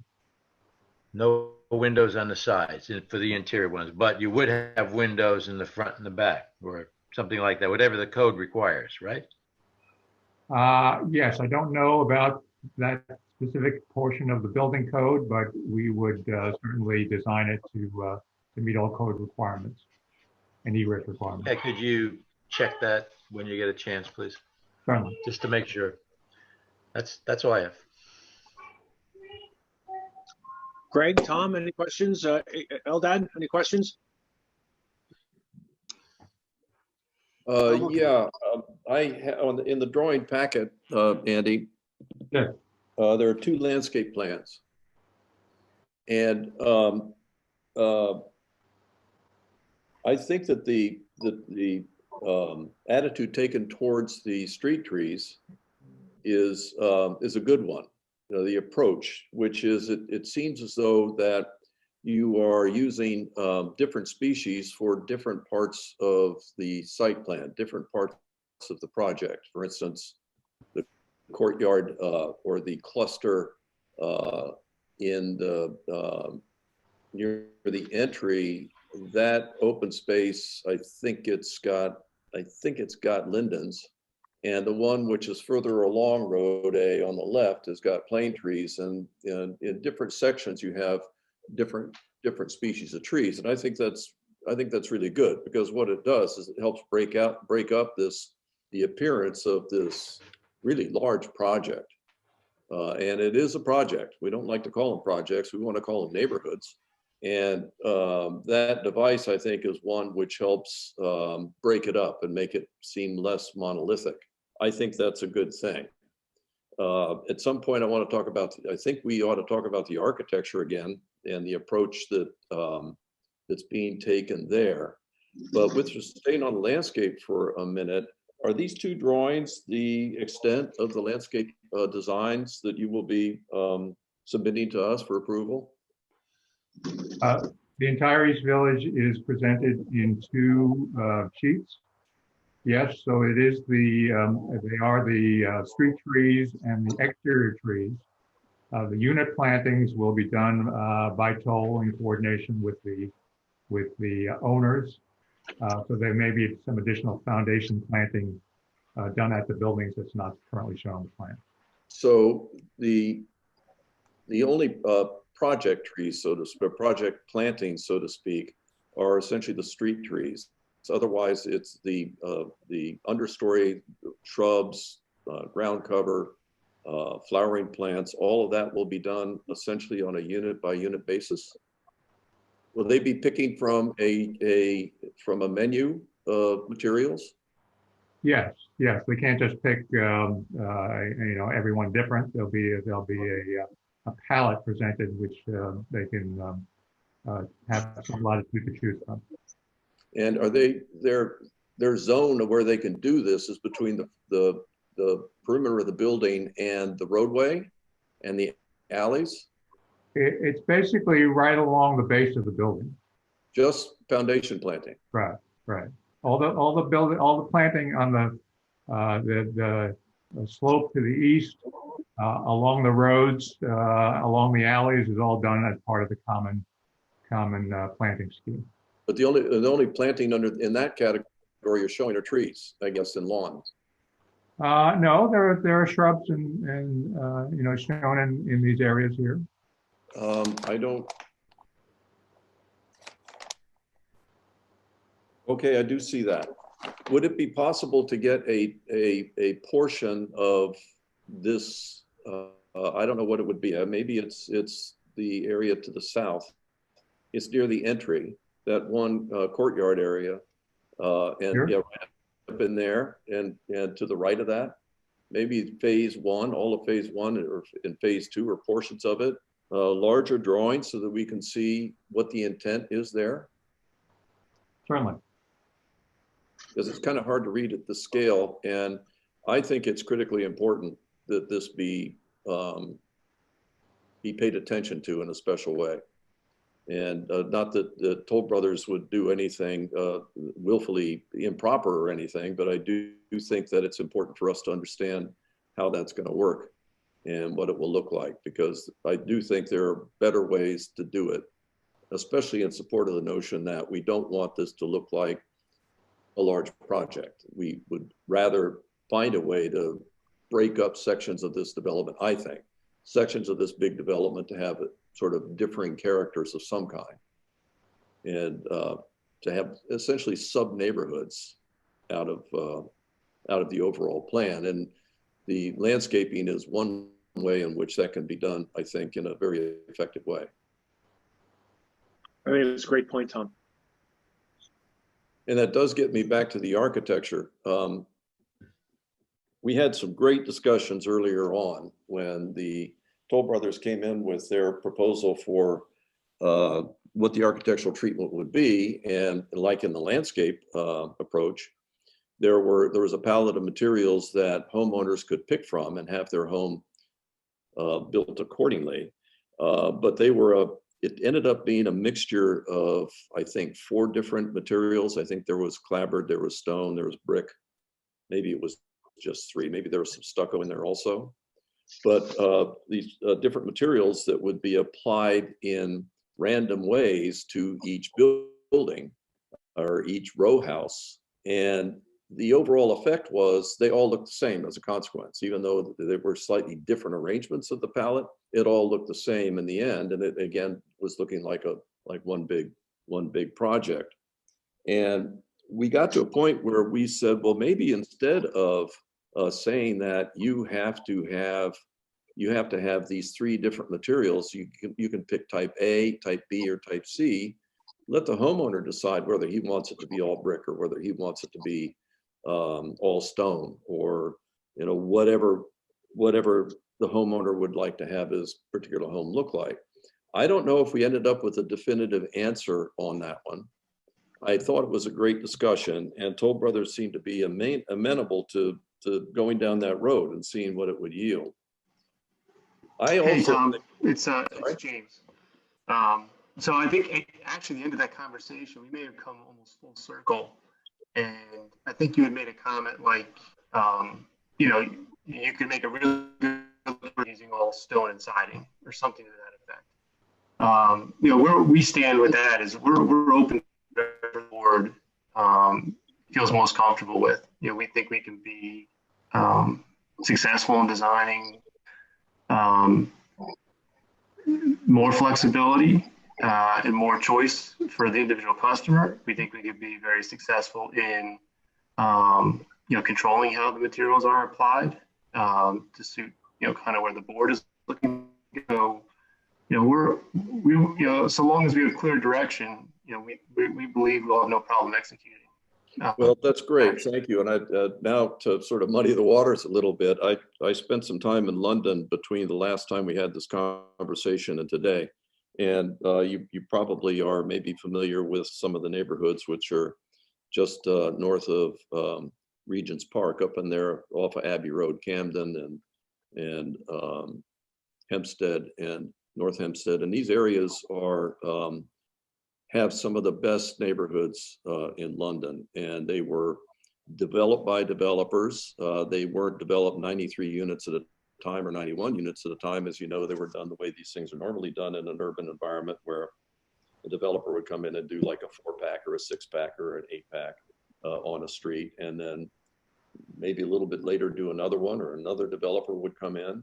Sometimes a homeowner would come in and build his own home, but the success of those neighborhoods, I think, is that there is, in many cases, there is sort of a uniform treatment of materials generally, which really identify that neighborhood as its own place. And, or within certain neighborhoods, there is a variety of materials and a variety of architecture, but it's all done at the same scale. And it's done in a way that there are groupings of homes that help make up the neighborhood, groupings of homes that are similar to each other. And part of the success of that, I think, is you do get some variety, but you also get some specific identity. And you end up with a big neighborhood, which actually is broken up into these smaller parts. And in the same way that we're talking about landscape and using landscape, and I thought that the approach to using the trees was brilliant. And maybe we can do that with the lower scale landscaping, shrubs and so on. But maybe maybe you would like to consider, take it back and think about it, that you actually help break up this neighborhood by making some neighborhoods architectural. And I'm not suggesting you change the unit type from place to place. I understand that that's, you know, what the floor plans are and how the 4-packs go together and the 3-packs and 3 bedrooms and 2 bedrooms. I understand all that, but it's the architectural treatment of those that maybe varies from one part of the development to another. As you go down Road A on the right, there is a neighborhood which is predominantly brick and stone. It just makes something up, brick and stone. You go further up down the road and Road A, and on the left you're in a neighborhood which is more stone and clapboard or more wood, so that you are breaking up the neighborhoods in that way. It's maybe something you've done before, maybe something you haven't, maybe it won't work for you, but I think it would help, I think, make a better neighborhood. I think that it would add some variety, break it up to be something which looks like it was built over time, and this will be built over time in phases. So maybe it's something you want to consider and think about as an approach. Yeah, I understand what you're looking. Yeah, so maybe the units that are up front are stone and siding predominantly, and the stuff along the spine road that's more of like a traditional row could be maybe potentially more brick influenced. And I understand. Yeah. Whatever it might, whatever the right place and the right combination would be, that might be something that I think would end up being making for a much more a very handsome neighborhood. I think. All right, we'll give it some thought. Thank you. I have some questions. Being new to the board, you'll have to excuse me if this material has been covered before, but I have questions about the trails and the open space. One, it's publicly accessible, open to all. Is that so? That's correct. And so are there any limitations, restrictions on it, hours or anything like that? There will generally be, we were just talking about this in-house the other day. I think there will be restrictions on use during daylight hours, for instance, and staying on the trail, so that those would be part of the homeowners association regular rules and be reviewed with the board to make sure that we still comply with the intent of public access. But it is a private property, so we'll want to manage that access. Right. And will there be any rules that are different for the public versus the private, or no? As to the trail, I don't believe so. Dave or Felix, you can, or James, you can jump in. But the purpose of the rules would just be to, we have what the trails go into wetland areas, for instance, to the east of the townhomes. We don't want people wandering in the wetlands. We want people to remain in an area that they can be seen, so that they don't fall into a hole. And there should be no difference on that trail usage by, it shouldn't matter who you are, but you should follow those rules as well. Okay. I'm also interested in kind of the interaction between the different parts of the larger site as a whole, and if you anticipate and also, sorry, question about enforcement of these rules. What does that look like? And then just the interaction between different parts of the larger Chappaqua Crossing site as a whole. If someone's walking over from a different portion, either from the retail portion, how is that, how do you see that happening? And is I'm sure that safety comes into play, and also hours of the stores versus, like you say, if this is a sun up to sundown restriction, that's can become problematic also. I think the one of the exhibits we showed during the last subdivision discussion with the board was the trail map that connected trails, showed connected trails and sidewalks. The idea is that the circulation, both vehicular and pedestrian within the total site, treats this as one site. And so you could take a walk around the entire site, from the sidewalks in the retail area to the trails through the residential area and the sidewalks in the office area. You get a good bit of exercise today doing that. So on the ground, there should be no indication of the subdivision line, for instance. All of our work over the past number of years, much of our work over the past number of years with the planning board has been to promote connectivity, both in architectural design, in circulation, layout, and in landscape and lighting. So Chappaqua Crossing is one place with a lot of different tenants and users and activities that can happen there. But the idea is that you should all feel part of the same integrated whole. Got it. And just on enforcement of any regulations or rules? Well, we don't have a police force per se. We rely on the Newcastle Police Force if that would come to pass. The tenants are, all the tenants and owners at Chappaqua Crossing are subject to the underlying real estate agreements that talk about how, tenants and residents behave.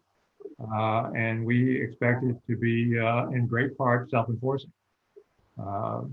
If somebody's out of line, if somebody's parking there that they shouldn't be parking, eventually they will be asked to move and not park there. Or if somebody's doing something inappropriately, the police will be called and they'll be asked to stop doing that. So I think that the totality of the residents, be they commercial or residential, will help to self-police, if you will, self-order. Okay, that's helpful.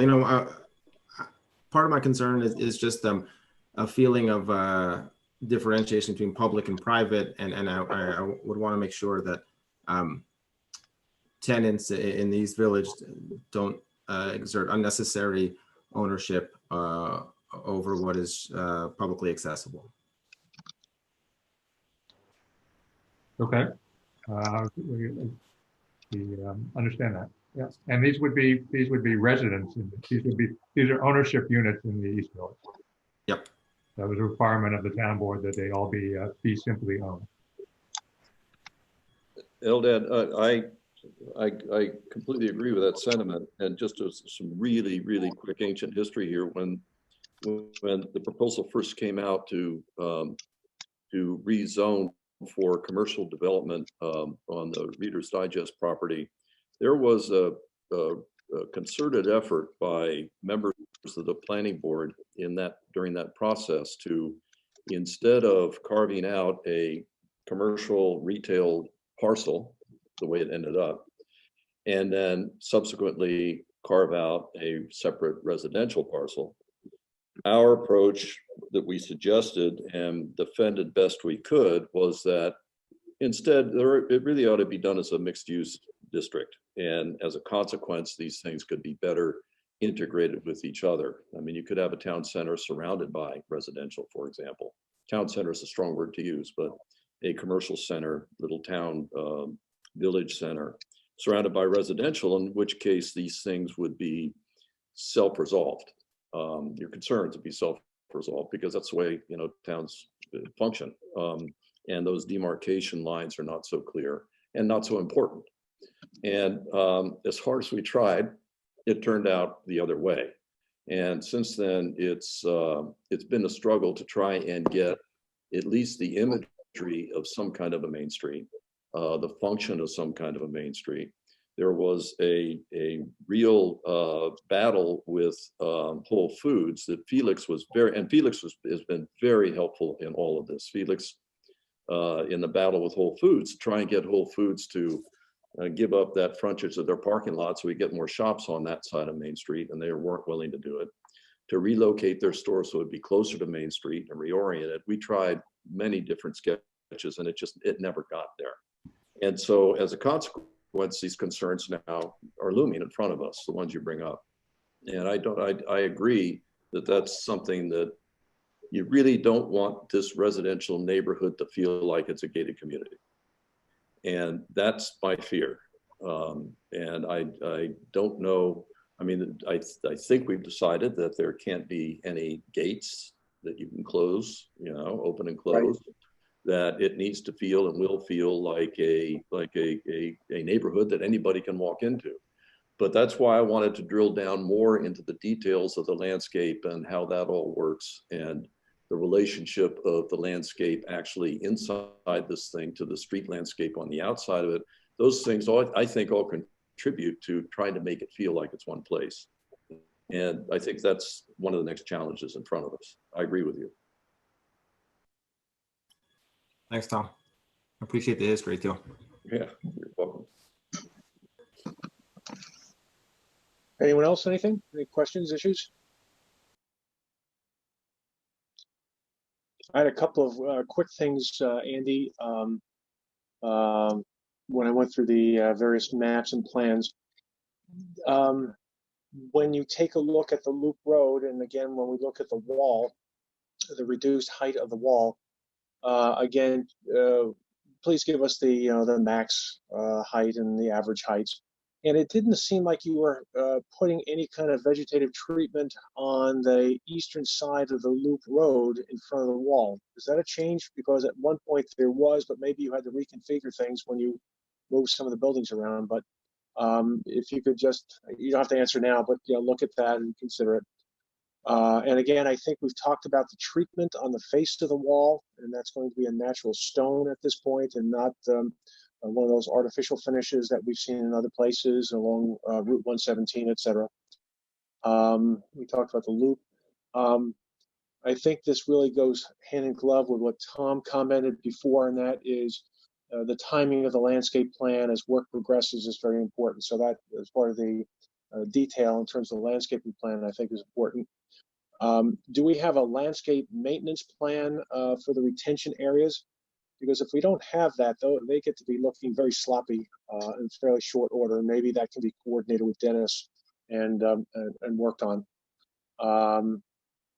Let's see. On one of the plans you had in front of the Performing Arts Center, you had 3 crosswalks on some of the plans, and yet on most it looked like only 2 crosswalks. So if you could just clarify whether or not we're going to have 3 or 2. It looks like we have 3 areas that we're crossing, so we should probably have 3 crosswalks.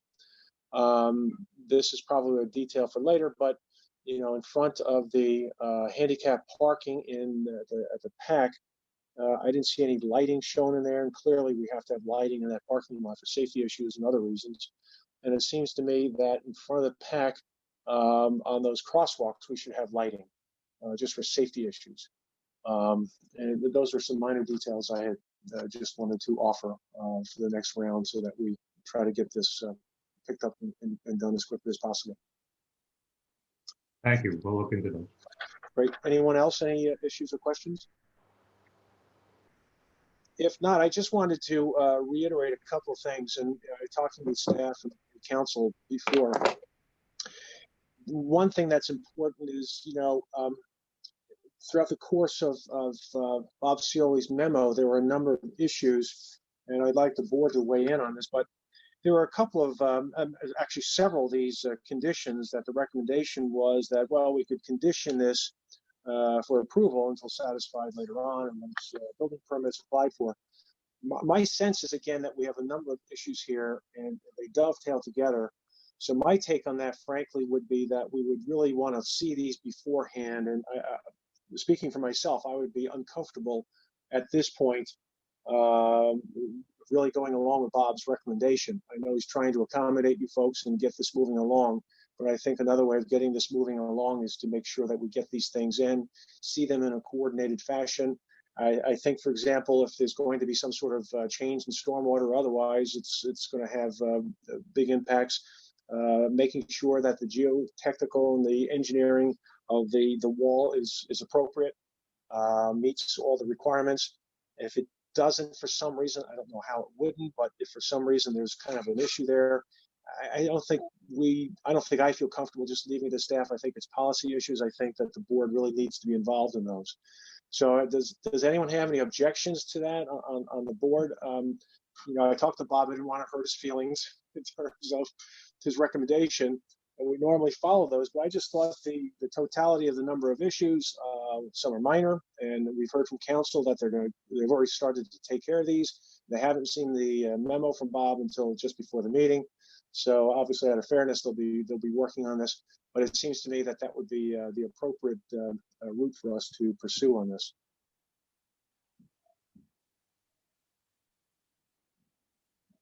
You're muted, Dick.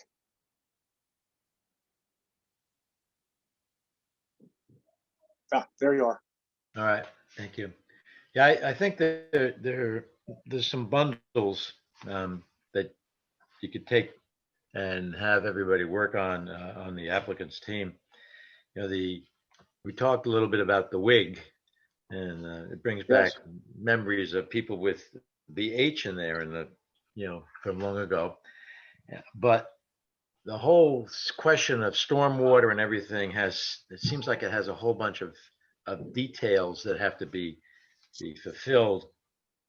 And while I could see, getting, saying, well, we're not going to worry about this one, just get it done before the signing. I think there's enough on that issue that it should be, set up, and I think the discussions with the WIG will hopefully get to the point where some things that were added by his team or her team are not going to be added, and you can then get the whole stormwater story taken care of. That's one. I have, let's see. There are several other reports that have to be, or applications that have to be put in. Those should be worked on so we know where we're going. I guess we've had a lot of discussion all over about what option we're going to have for the loop road, and I think that I have no problem with the filling at all. I think that would reduce the amount of fill or cut that has to be taken off site. But still, there's safety features with the wall, and as you said, Bob, there's fascia questions. That is a bundle of things that have to be done. So I think that maybe Bob Cioli could go back and take a look and see what he has on the whole question of the Chappaqua Performing Arts Center. I think that's one that could stay the way it is. There's a lot of details there. The safety issues, because there'll be a lot of older people probably going to those shows.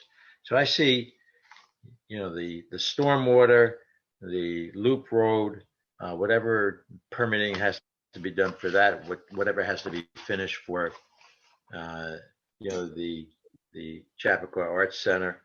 I think those have to be pushed forward along with the other things that have to be pushed forward. But there would still be a bunch of smaller things that I think I could live with. As okay, they're not complete, but they could be completed very easily when you get to the point that you see the light at the end of the tunnel. Right. Well, again, I think the applicant volunteered to work with staff, and I think updated the matrix that we have for the retail, which I think is, from what we're hearing, is being reduced to a fairly low number. But I think would be very, very helpful to set up the matrix, work with the applicant, maybe Matt and Bob can work on this, get an updated matrix for the East Village. So again, we have a roadmap and know exactly what we have to do and how we have to check off things to get to the finish line. And then there were a couple other things that I think we spoke about separately this morning. We'd love to see the proof that the master subdivision plan has been filed with the county, that all the filings of the easements and declarations set forth as conditions in the final master plan, the master subdivision resolution was submitted for recording. The application for the preliminary subdivision approval for the re-subdivision of the East Village parcel, lots 92 and 91, the townhomes, one common land. That's been filed. The update on the satisfaction of the outstanding conditions of the retail site. Again, we spoke about that before. And then, of course, just again setting up this coordinated matrix for the East Village. So our thinking on it was really just to keep things moving, was to look to schedule the applicant back for that, Sabrina, was the June 17th meeting? I think that was it. That Wednesday meeting? I think it was June. Hang on a minute. Felicia, what was the date of the June meeting? June 17th. You have a June 2nd and June 17th. Yeah, June 17th. Yeah, it would be June Wednesday. June 17th. And I think the materials need to be in by the 26th or 22nd. It was the holidays, the 25th. So on or about May 26th. It was May 26th. Yeah. So if we can get that material through and get this information in, less, my phone's going to start to wear out, but if there are any things that I missed in there that you want to emphasize to move this along, I think that would be good to hear. Bob, if you covered most of it. One of the reasons that I think you're concerned about deferring the planning board getting information on this application is that we're almost 4 years down the road on the retail, and we still have conditions. There we have 130 some odd conditions to start with. I'm not suggesting you follow that routine again. There's time that the applicant has now to address these informational matters that Bob has set forth in his memo, and to the extent that they can be addressed, they should be addressed before the board makes any decision, which will make, once a decision is made, the time frame between the actual adoption of a resolution and the issuance of a building permit much shorter than 4 years. Good. Okay. So does that time frame, Andy and Mark, does it seem like it's feasible for you for the next time around? I'll defer to Andy.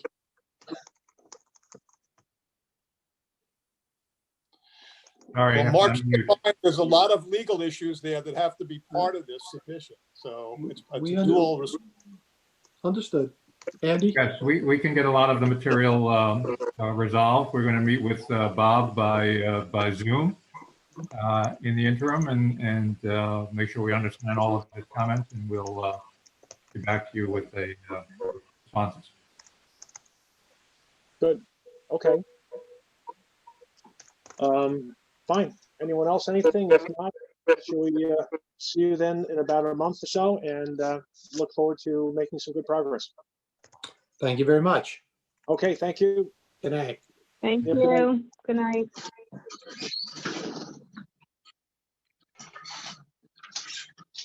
So I guess the I last just thing we learned have, pardon? I was just going to give you a little tidbit of an information that I just learned.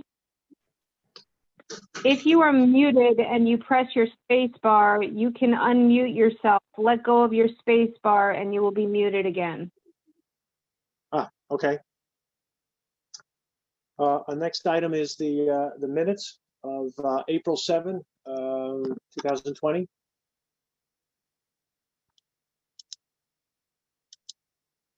I know we had some changes. I know Les, you made some changes with Felicia, so those are set. Were there any other changes or questions? I'm trying to find my copy here. I'm tap dancing for time, I'm sorry. But does anyone else have any questions or issues on that particular set of minutes? No.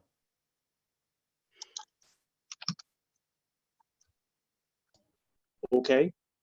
Not hearing any changes or objections. Is there a motion to adopt the minutes of April 7, 2020 as amended? So moved. Motion. All right.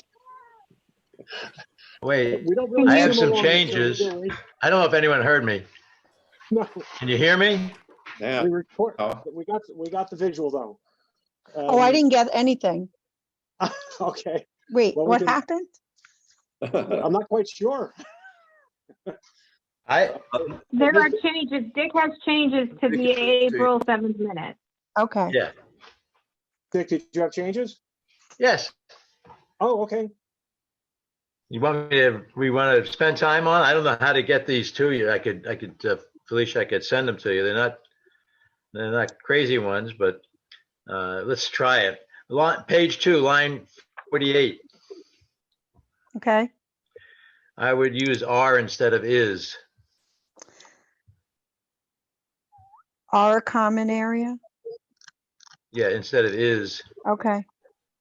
because it's plural. There's two things in front of is. Page 3, line 11. I would use site instead of site.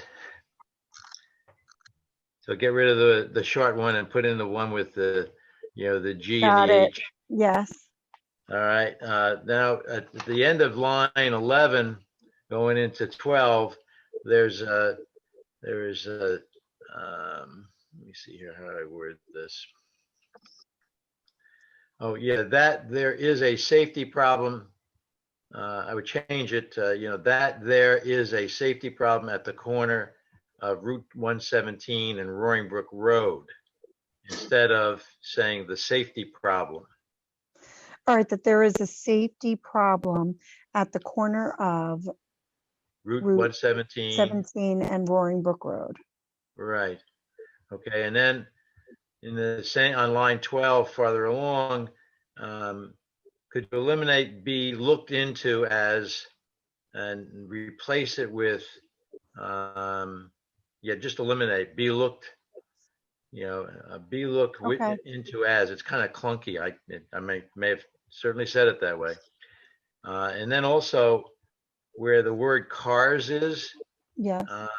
where it says cars come in, I'd replace that with cars enter Roaring Brook Road from the south off Route 117. So it's clear what part of the corner that I'm concerned about the safety. I mean, there is one lamp post there, so that would stop, a car in that area. That this doesn't have to be put in there, but it's still, Okay. I think, easily can be fixed. That's it. Okay. And if Okay. you're not clear on any of this, Felicia, you can give me a call and we can go through it, in more detail. Thank you. Terrific. Okay, any other changes, anyone?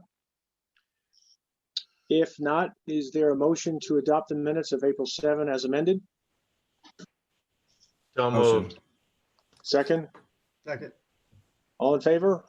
Aye. Aye. Any opposed? Thank goodness. Okay, motion's carried.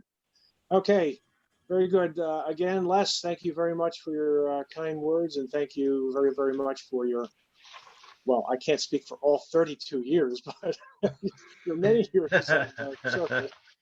I hate to admit how many of those years, but thank you very, very much, and thank you for the kind words. And you'll be missed, but we're still going to pester you. And Clinton, welcome aboard. Welcome back. Oh my goodness. Anyway, all the best. And, Tom, yeah. Yeah, I just wanted to say to Les, just thank you. I've been on the board, off and on the board since, geez, I think it was 95, Bob, when you got me roped into this, and I still haven't forgiven you. Which time? But yeah, and Bob, look what happened. His hair turned white, But is Les still with us? Yes. Okay. Les, I just wanted to say thank you. You have been really stalwart in your support of the board. I cannot imagine a better partner than you. There were so many times when I just get my hair on fire about something. And I learned early that instead of just embarrassing myself in public, I should call you first.